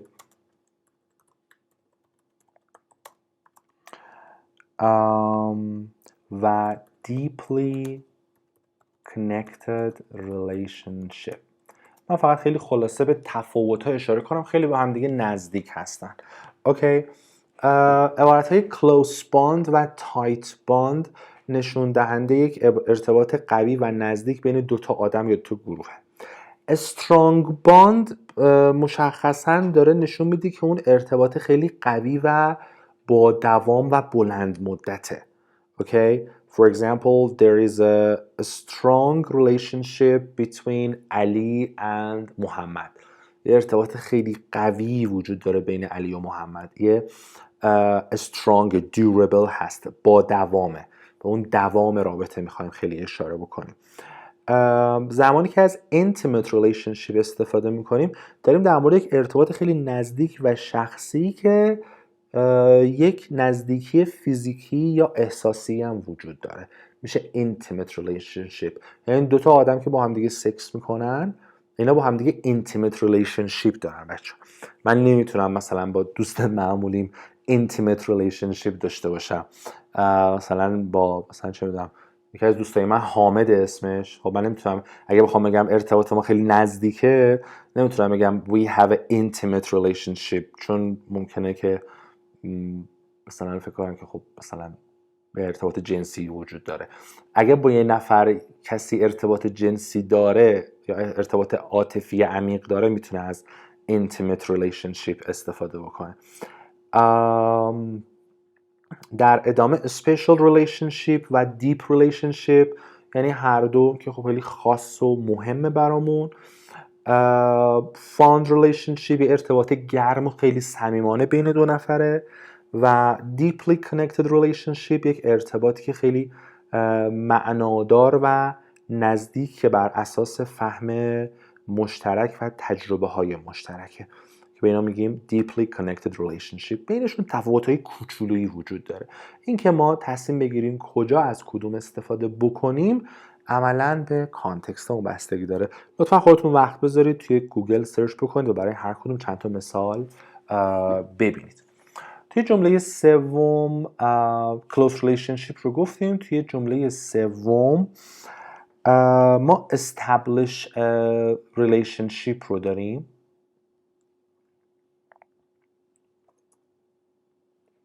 to establish a relationship. عبارت establish a relationship رو داریم که خب establish بچه ها اینجا یک فعل هست. من میتونم از عبارت های دیگه هم استفاده کنم. to build، چه تکرار میکردم تا الان، دوستم خلاصه بنویسم. to build، to forge، to develop، create، form، nurture، cultivate، foster، strengthen، and deepen a relationship. از این فعل ها به جای فعل establish هم میتونیم استفاده کنیم. شبیه به همن، یک سری تفاوت ها با هم دیگه دارن که باز من تفاوت ها رو خیلی خلاصه توضیح بدم، مثالش خودتون پیدا بکنید. build a relationship و forge a relationship نشون دهنده یک تلاش عامدانه برای ایجاد یک رابطه است.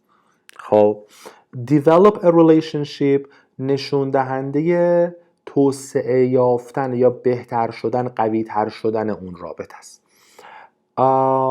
create a relationship و form a relationship داره به اون اوایل اون ارتباط و اون رابطه داره اشاره میکنه. nurture a relationship داره شما یه رابطه‌ای که برقرار میکنی با یک نفر، حالا با همسر، دوست دختر، دوست پسر، یه آدم معمولی، ارتباطه رو برقرار کردی، یعنی create a relationship یا establish a relationship رو انجام دادی، حالا باید nurture بکنی این رابطه رو. to nurture a relationship یعنی از این رابطه باید مراقبت بکنی تا این رابطه بهترم بشه.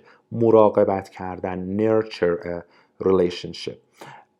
cultivate a relationship نشون دهنده یک تلاش دائم برای حفظ و بهتر کردن یک رابطه است. strengthen a relationship یعنی قوی تر کردن یک رابطه. deepen a relationship هم یعنی عمیق تر کردن یک رابطه.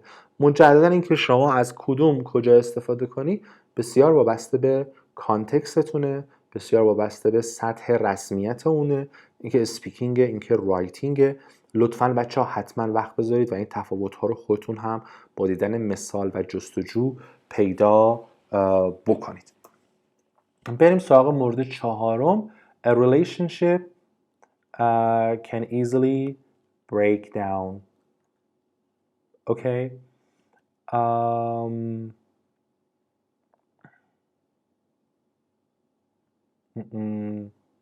بیایم بالاتر. بچه ها من فکر کنم یه چیزی رو یادم رفت. این لحظه اجازه بدین. آها نه یادم نرفت. A relationship can easily break down. خب A relationship breaks down. یک رابطه از بین میره. من میتونم از اینای کلمات مشابه هم استفاده کنم. A relationship ends به پایان میرسه. Deteriorates کلمه مورد علاقه من. Deteriorate بچه ها یعنی بدتر شدن. بده بدتر میشه. فقط حواستون باشه بدتر شدن به معنی بدتر کردن نیست. مثلا ارتباط بین ایران و آمریکا هی بدتر و بدتر شده. has deteriorated over the past years. معنی بدتر کردن نیست.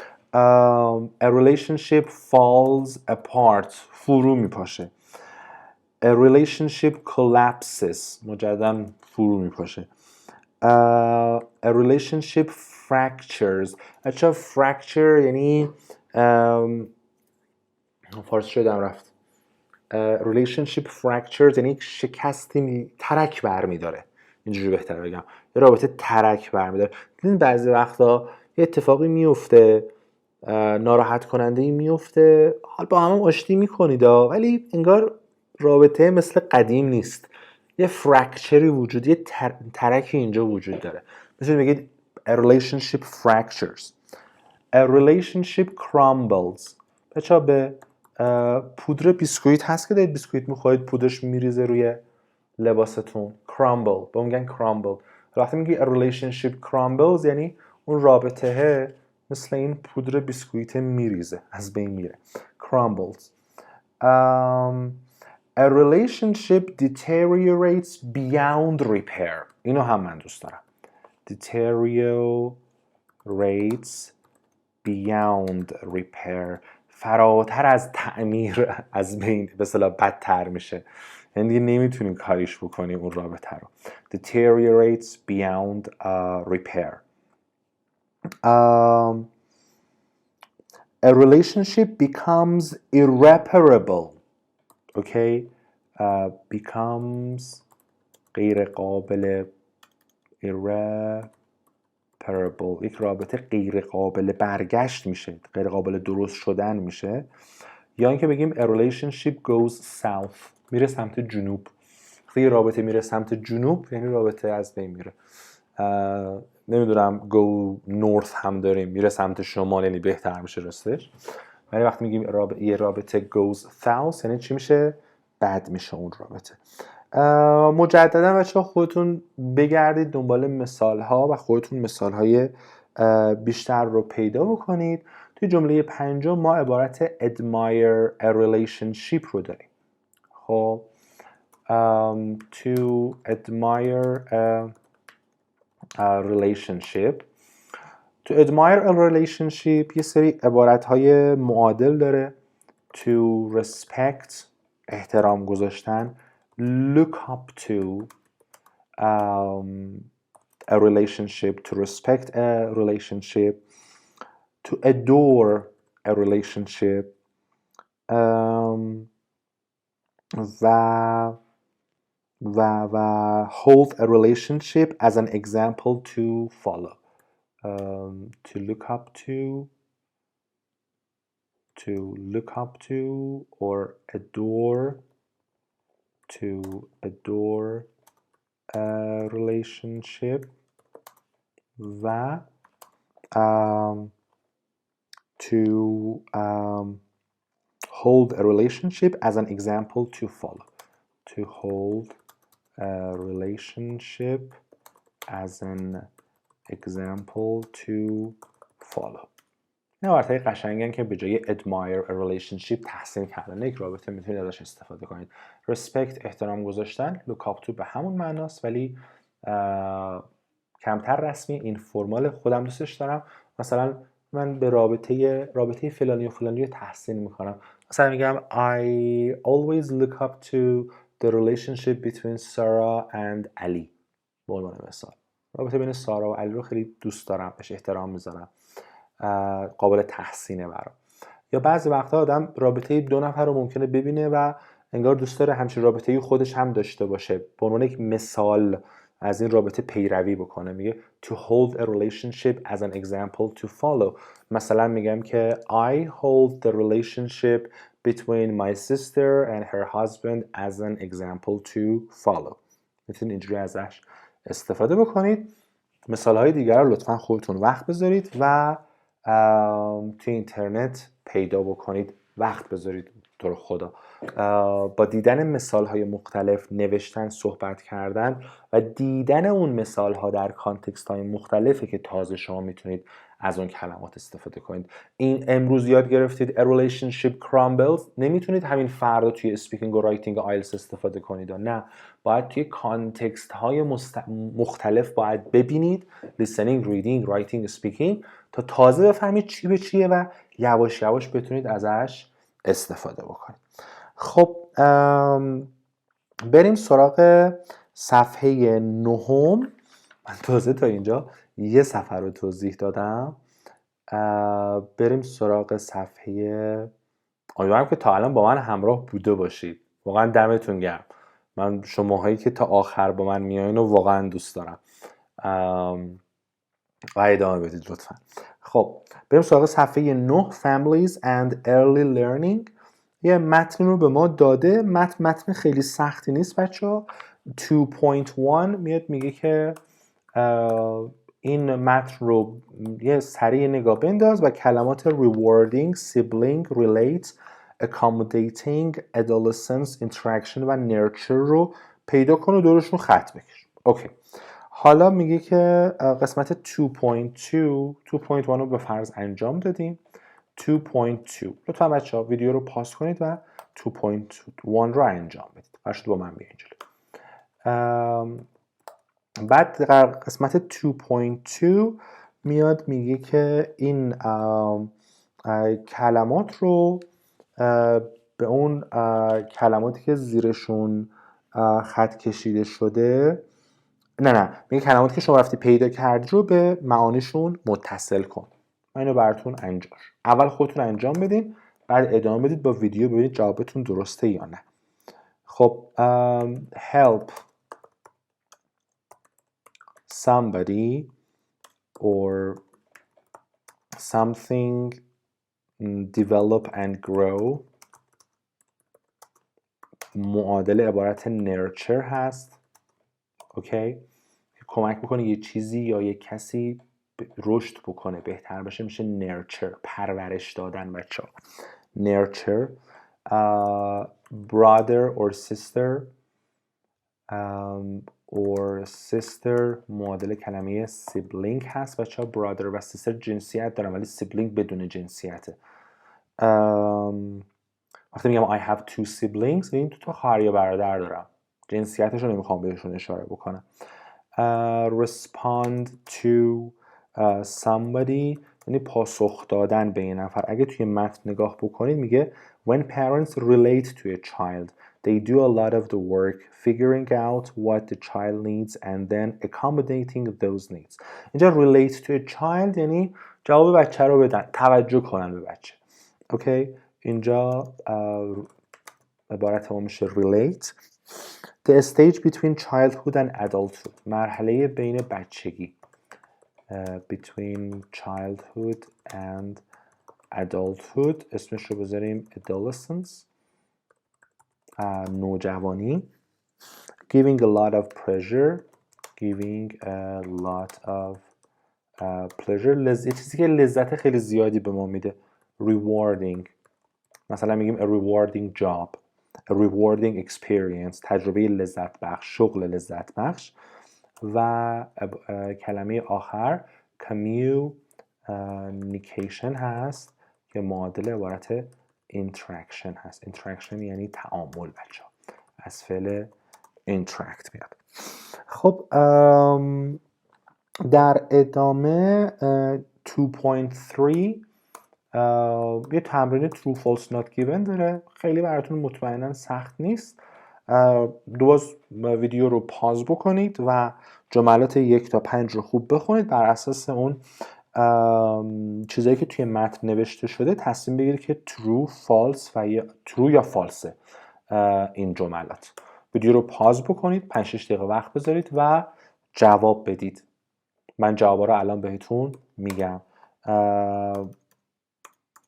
مورد اول جواب true درسته، مورد دوم false، مورد سوم false، مورد چهارم true و آخری هم true هستش بچه ها. نکته خیلی خاصی بچه ها نداره که بخوام براتون دیگه توضیح بدم اینجا. و حالا اگر سوالی داشتید احیانا بپرسید خودتون، ولی نکته خاصی که من بخوام توضیح بدم وجود نداره. بریم صفحه 10. صفحه 10 2.4 در قسمت 2.4 بچه ها داره در مورد یه سری کلمه داده adopt, nurture, relationship, conflict, related, relative, family و relation. میگه این جملات 1 تا 8 رو با یک کدوم از این کلمات کامل کن. لطفاً ویدیو رو پاز بکنید، خودتون اول جواب بدید، بعد پلی بکنید و توضیحات من رو هم بشنوید. خب the wolf گرگ جزو خانواده سگه. The wolf is a member of the dog family. The dog family, the cat family, the bear family. اوکی، خانواده سگ، گربه، خرس. در مورد حیوانات هم میتونیم از کلمه family استفاده کنیم. The company decided to adopt a new approach to staff recruitment.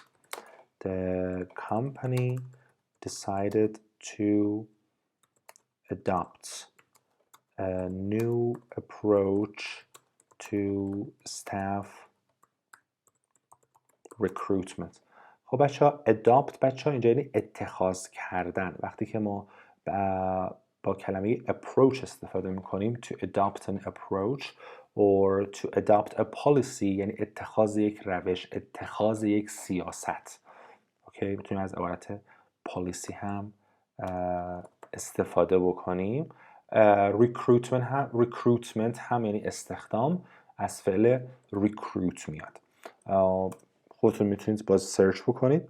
The study found a strong relationship. یک ارتباط قوی پیدا کرد که به جای relationship میتونید از correlation هم استفاده کنید. یک همبستگی و وابستگی قوی پیدا کرد بین a lack of friends and sibling rivalry. Between a lack of friends and sibling rivalry. بچه sibling rivalry یعنی رقابت خواهر برادری. مثلا بعضی وقت آدم با خواهر برادرش توی چیزی رقابت بکنه، توی درس، توی حالا مهارت هایی که داره، بهش میگن sibling rivalry.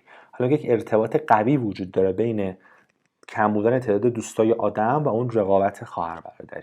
یا یک correlation همبستگی وجود داره. حالا correlation یعنی اگه این بالا باشه اون پایینه، اگه این پایین باشه اون بالاه، یا اینکه اگه این بالا باشه اونم بالاه، اگه پایین باشه اونم پایینه. یک correlation رو بچه‌ها داره نشون میده. هم relationship درسته هم correlation درسته. Whether you think the price of goods is high, whether you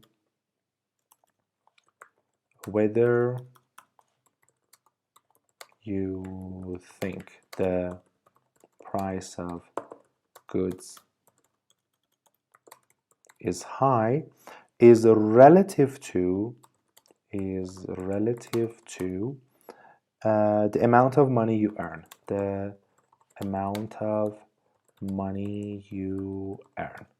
دقت کنید بچه ها، عبارت خوبی رو قراره اینجا یاد بگیریم. بچه ها to be relative to، اوکی، یعنی ارتباط نسبی داره. یعنی اینکه شما فکر میکنی که قیمت یه چیز زیاده ارتباط نسبی داره با میزان درآمدت. یعنی شما اگه که درآمدت خیلی زیاد باشه عملا گرون برات معنا نداره. کسی که میلیاردره گرون براش معنا نداره. ولی خب کسی که درآمدش متوسط و روی پایین باشه خب گرون براش معنی پیدا میکنه. پس اینکه از نظر ما گرون باشه یا ارزون باشه ارتباط نسبی داره با میزان درآمدمون. is relative to با همدیگه to be relative to یعنی ارتباط نسبی داشتن. مورد پنجم studies have shown that نشون دادن که stress in adulthood، استرس در بزرگسالی، stress in adulthood can be related to an unhappy childhood. Can be related to an unhappy childhood. نشون میده که خب استرس در بزرگسالی میتونه مرتبط بشه به یک دوران کودکی بد. Number 6, good teachers identify the talents of their students and nurture them. Good teachers identify the talents of their students and nurture them. میگه که معلمای خوب استعدادهای بچه‌هاشون رو، شاگرداشون رو پیدا میکنن و اونا رو پرورش میدن. nurture صفحه قبل داشتیم پرورش دادن یک چیزی. و I am writing یه جمله‌ای که در رایتینگ تسک یک جنرال میتونید استفاده کنید. in relation to The job advertisement in yesterday's paper.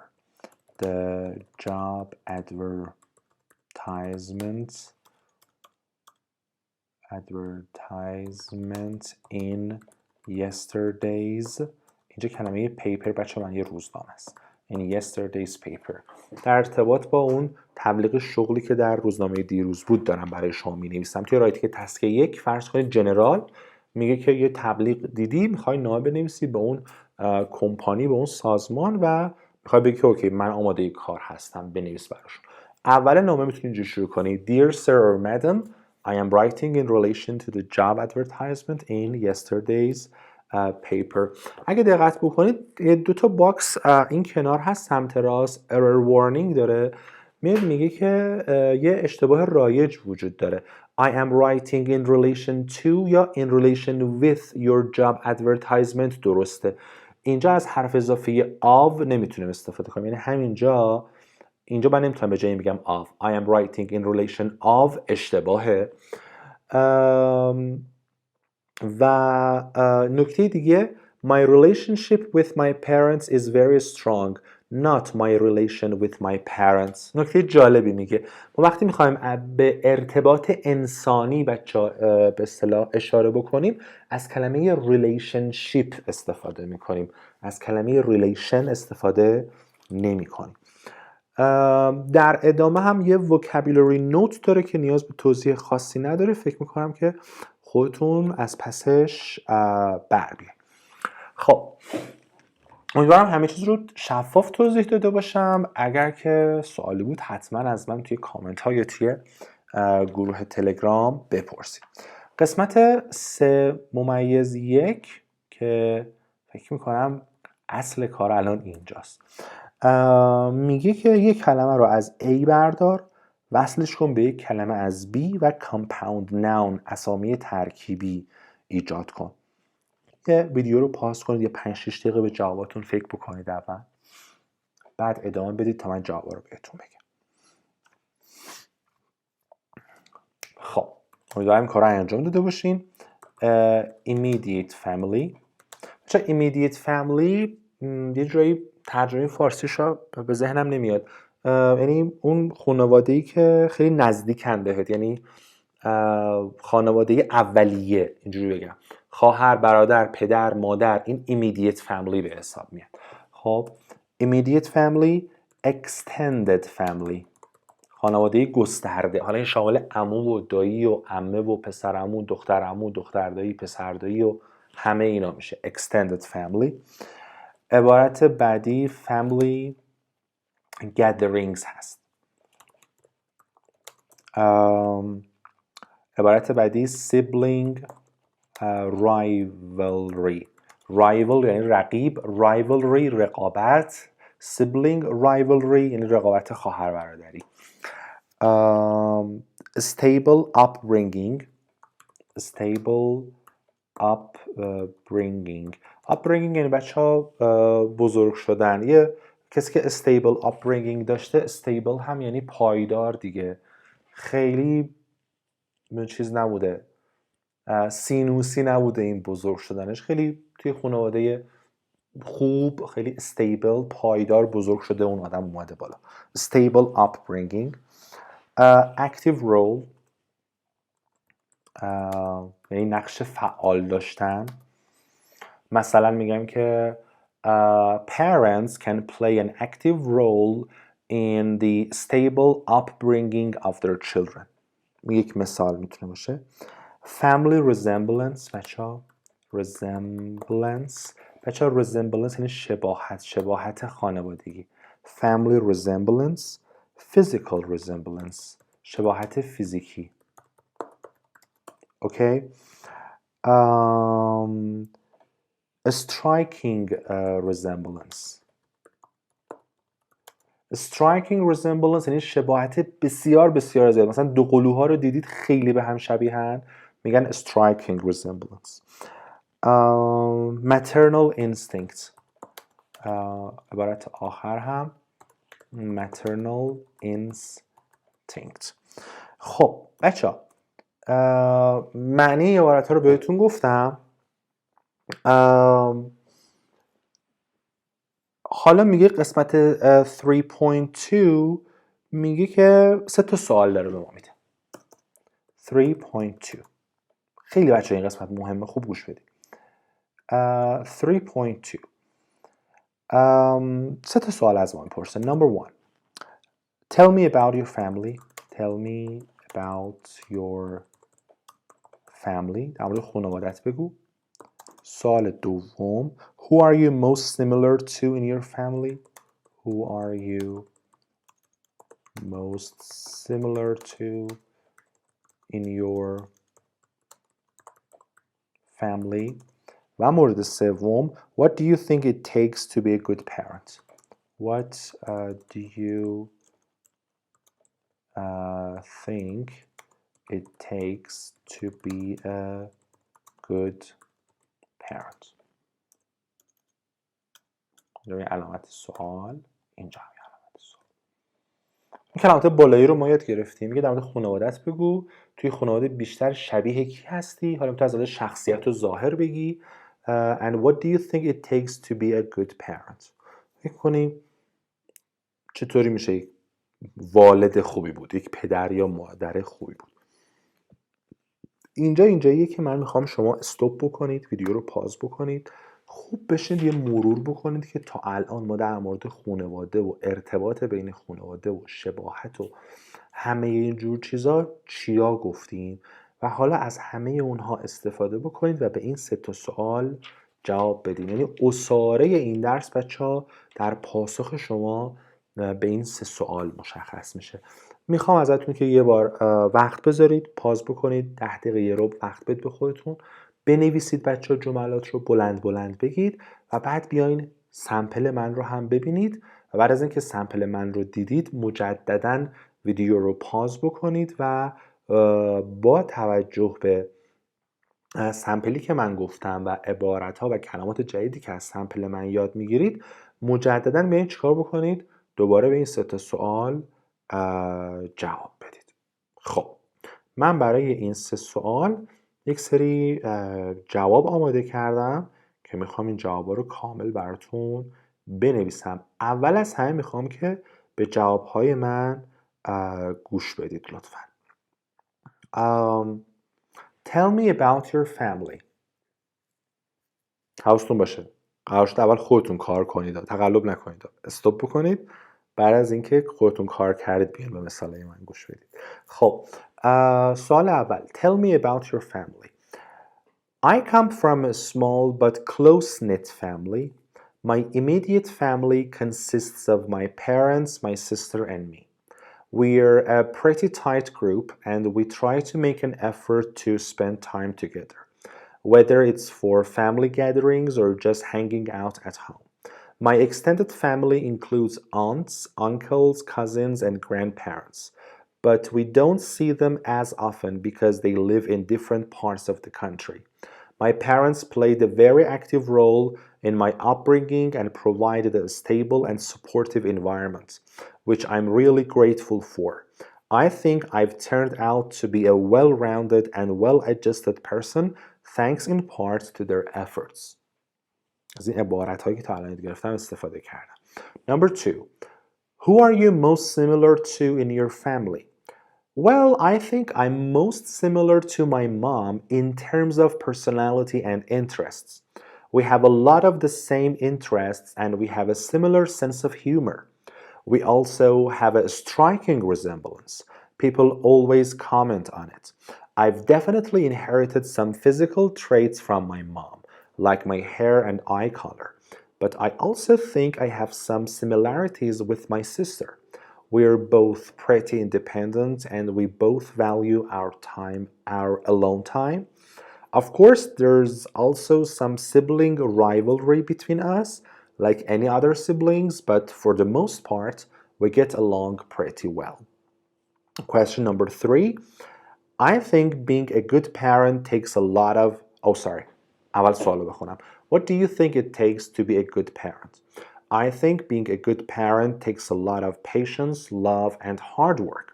It's important to be there for your children and provide them with a stable and supportive environment. It's also important to be an active role model and set a good example for your children to follow. I think it's important to be understanding and open to communication and to be willing to listen to your children and support them in their interests and passions. I also think it's important to have a maternal instinct and a natural desire to protect and care for your children. Ultimately, being a good parent is about being there for your children and providing them with the love and support they need to grow and thrive. حالا من میخوام که جواب‌ها رو براتون بنویسم و توضیح هم بدم. خوب گوش بدید چون که میخوام بعد از اینکه من توضیح دادم مجددا با استفاده از ایده ها و کلماتی که یاد میگیرید یه چیز یونیک در بیارید و در مورد خانواده خودتون، اینکه به کی شباهت دارید و اینکه چطوری میشه پدر یا مادر خوبی بود صحبت بکنید. نمیخوام چیزی رو کپی کنید از من، میخوام ایده بگیرید، میخوام اون ذهن خلاقه، اون خلاقیت میخوام فعال بشه. خب من چجوری جواب میدم؟ I come from a small but close knit family. اول هم کامل می نویسم بعد براتون توضیح میدم. My immediate family consists of my parents. My immediate family consists of my parents, my sister, and me. We're a pretty tight group. We're a pretty tight group, and we try to make an effort to spend time together. And we try to make an effort to spend time together. Whether it's for family gatherings,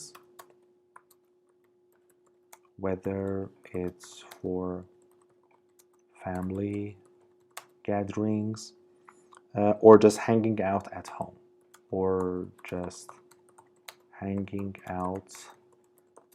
home,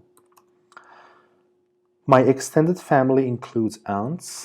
My extended family includes aunts, which is American, aunts, uncles,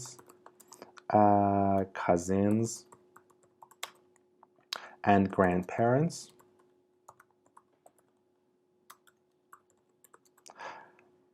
But we don't see them as often.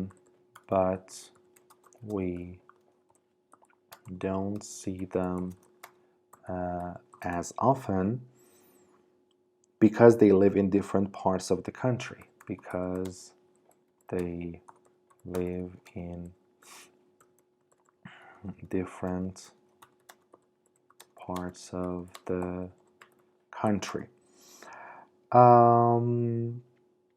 My parents played a very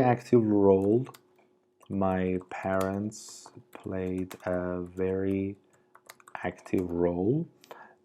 In my upbringing and provided a stable and supportive environment.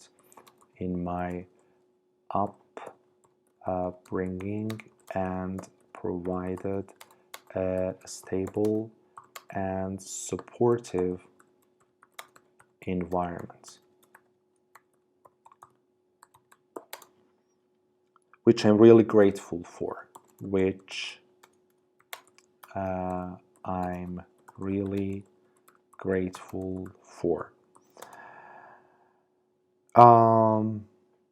That's it. So I come from, از یک خانواده‌ای میام، از یک خانواده کوچیک small but close knit family. close knit خانواده‌ای که ارتباط خیلی نزدیک و خوبی با هم دیگه دارن. My immediate family، می دارم از این کلماتی که تا الان یاد گرفتم دارم استفاده میکنم. اون خانواده اولیه من شامل my parents, my sister and me. We're a pretty tight group. خیلی گروه خیلی به هم نزدیک هستیم. اینجا tight همون close knit هست. And we try to make an effort. ما سعی میکنیم و تلاش میکنیم که to spend time together. Whether it's for family gatherings، چه برای گدرینگ های خانوادگی، دور همه خانوادگی باشه، or just hanging out at home، جالب اینه برای بچه‌ها hang out at home یعنی توی خونه موندن، فیلم دیدن، یه فعالیتی دور همی انجام دادن. hang out at home. حالا وقتی میگیم hang out ذهنمون میره سمت این که بریم از خونه بیرون با دوست. I hang out with my friends. درسته. وقتی میگه I hang out with my friends یعنی میرم بیرون با دوستان. ولی وقتی میگه I hang out at home یعنی خونه میمونم و یه کاری انجام میدم. یه تفریحی توی خونه انجام میدم. My extended family includes aunts, uncles, cousins, and grandparents, but we don't see them as often because they live in different parts of the country. My parents played a very active role in my upbringing در بزرگ کردن من and provided a stable and supportive environment which I'm really grateful for.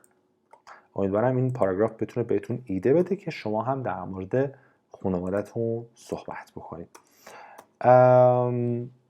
سوال دوم میگه که Who are you most similar to in your family؟ بیشتر به چه کسی شبیه هستی؟ من میگم که I think I'm most similar to my mom. می نویسم بعد توضیح میدم. In terms of personality and interests. In terms of personality and interests. We have a lot of the same interests. We have a lot of the same interests. And we have a similar sense of humor. And we have a similar sense of humor. We also have a striking resemblance. We also have a striking resemblance. People always comment on it.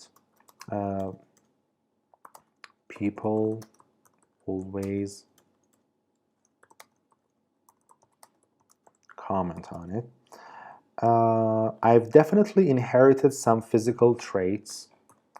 I've definitely inherited some physical traits from my mom,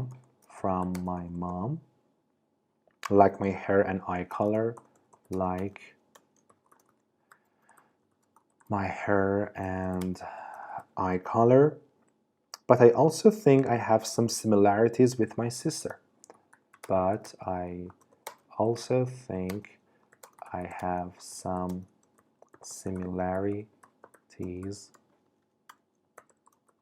with my sister. We're both pretty independent. We're both pretty independent, and we both value our alone time. And we both value our alone time. Of course,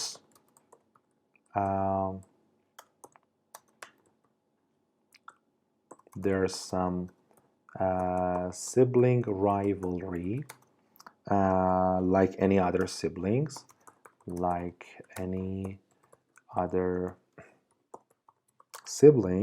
but for the most part,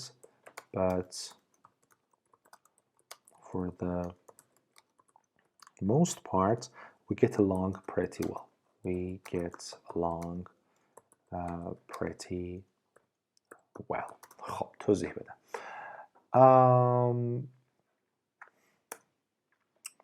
Who are you most similar؟ بیشترین شباهت رو داری توی خانواده.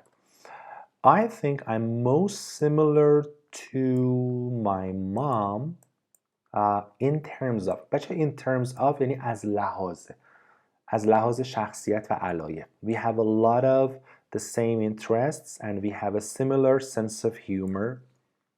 قبلا یاد گرفته بودیم similar sense of humor. We also have a striking resemblance یعنی یه شباهت خیلی زیادی به هم دیگه داریم. People always comment on it. مردم همیشه میگن. I've definitely inherited some physical traits. بچه physical trait یعنی ویژگی های فیزیکی from my mom. یه سری ویژگی های فیزیکی از مامانم به ارث بردم. بعد مثال دارم میزنم. Like my hair and eye color. مثل موهام و رنگ چشمام. But I also think I have some similarities with my sister. یه سری شباهت ها هم با خواهرم دارم. توضیح میدم. صرفا نمیگم شبیه هم. توضیح هم بدم. چه شباهتی وجود داره. We're both pretty independent. جفتمون تقریبا آدم مستقلی هستیم. We both value our alone time. به زمانهای تنهاییمون ارزش قائل هستیم. Of course, there's some sibling rivalry like any other siblings, but for the most part, اما بچه این for the most part رو من دوستش دارم. For the most part یعنی معمولا. But for the most part, we get along pretty well. اما معمولا با هم دیگه کنار مییم. خیلی با هم دعوا نمی‌کنیم. We get along pretty well. شماره 3. I think being a good parent takes a lot of patience. Takes a lot of patience, love and hard work. Love and hard work. It's important to be there for your children. It's important to be there for your children and provide them with a stable and supportive environment. And provide them with a stable and supportive environment. دقیقا کنید بچه هی دارم از یک سری عبارت ها هی دارم استفاده میکنم. تکرارشون بهم کمک میکنه. It's also important to be an active role model. It's also important to be an active role model and set a good example for your children and set a good example for your children to follow. I think it's important to be understanding. I think it's important to be understanding and open to communication. And open to communication. Open to communication and to be willing to listen to your children and to be willing to listen to your children and support them in their interests and passions. And support them in their interests and passions. I also think it's important. I also think it's important to have a maternal instinct. To have a maternal instinct. And a natural desire to protect and care for your children. And a natural desire to care for and protect your children. So, I think being a good parent takes a lot of patience. اینجا یه اصطلاح یعنی نیازمند صبر زیاد، عشق و هارد ورک.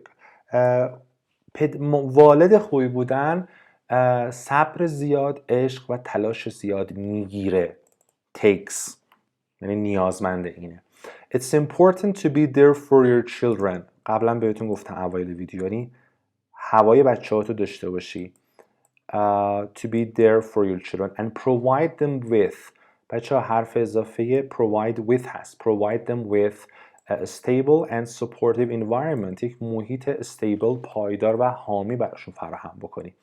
It's also important to be an active role model، یه رول مدل فعال براشون باشی. and set a good example for your children to follow، الگو باشی که بچه هات دنبال بکنن.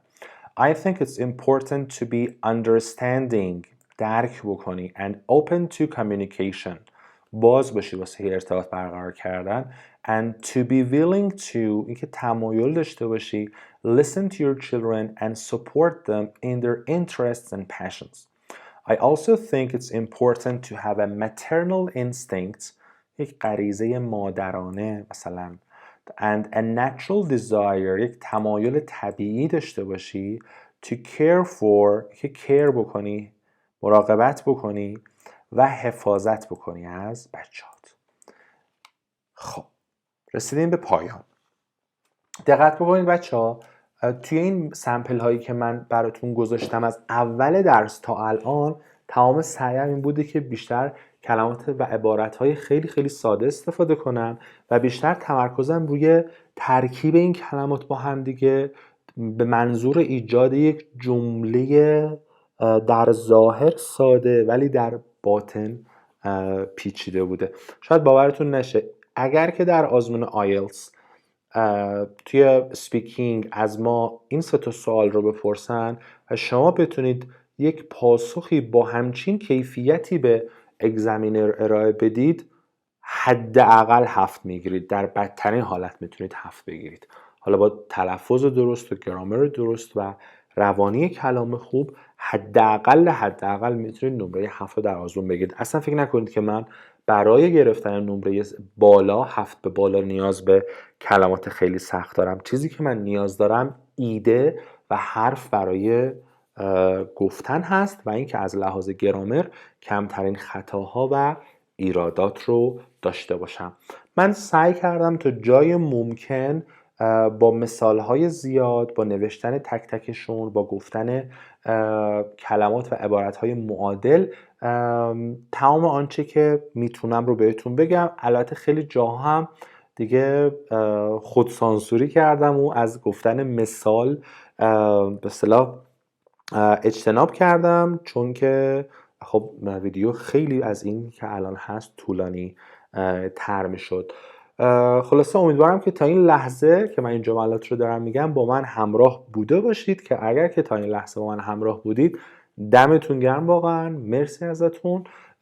فایل گوگل داکس چیزایی که من اینجا تایپ کردم رو در قسمت توضیحات ویدیو براتون قرار میدم. اگه دوست داشتید میتونید به اون لینک دسترسی داشته باشید که خودتونم دانلودش بکنید، پرینتش بگیرید که بتونید موقعی که ویدیو رو میبینید هایلایتشون بکنید و نوت برداری بکنید.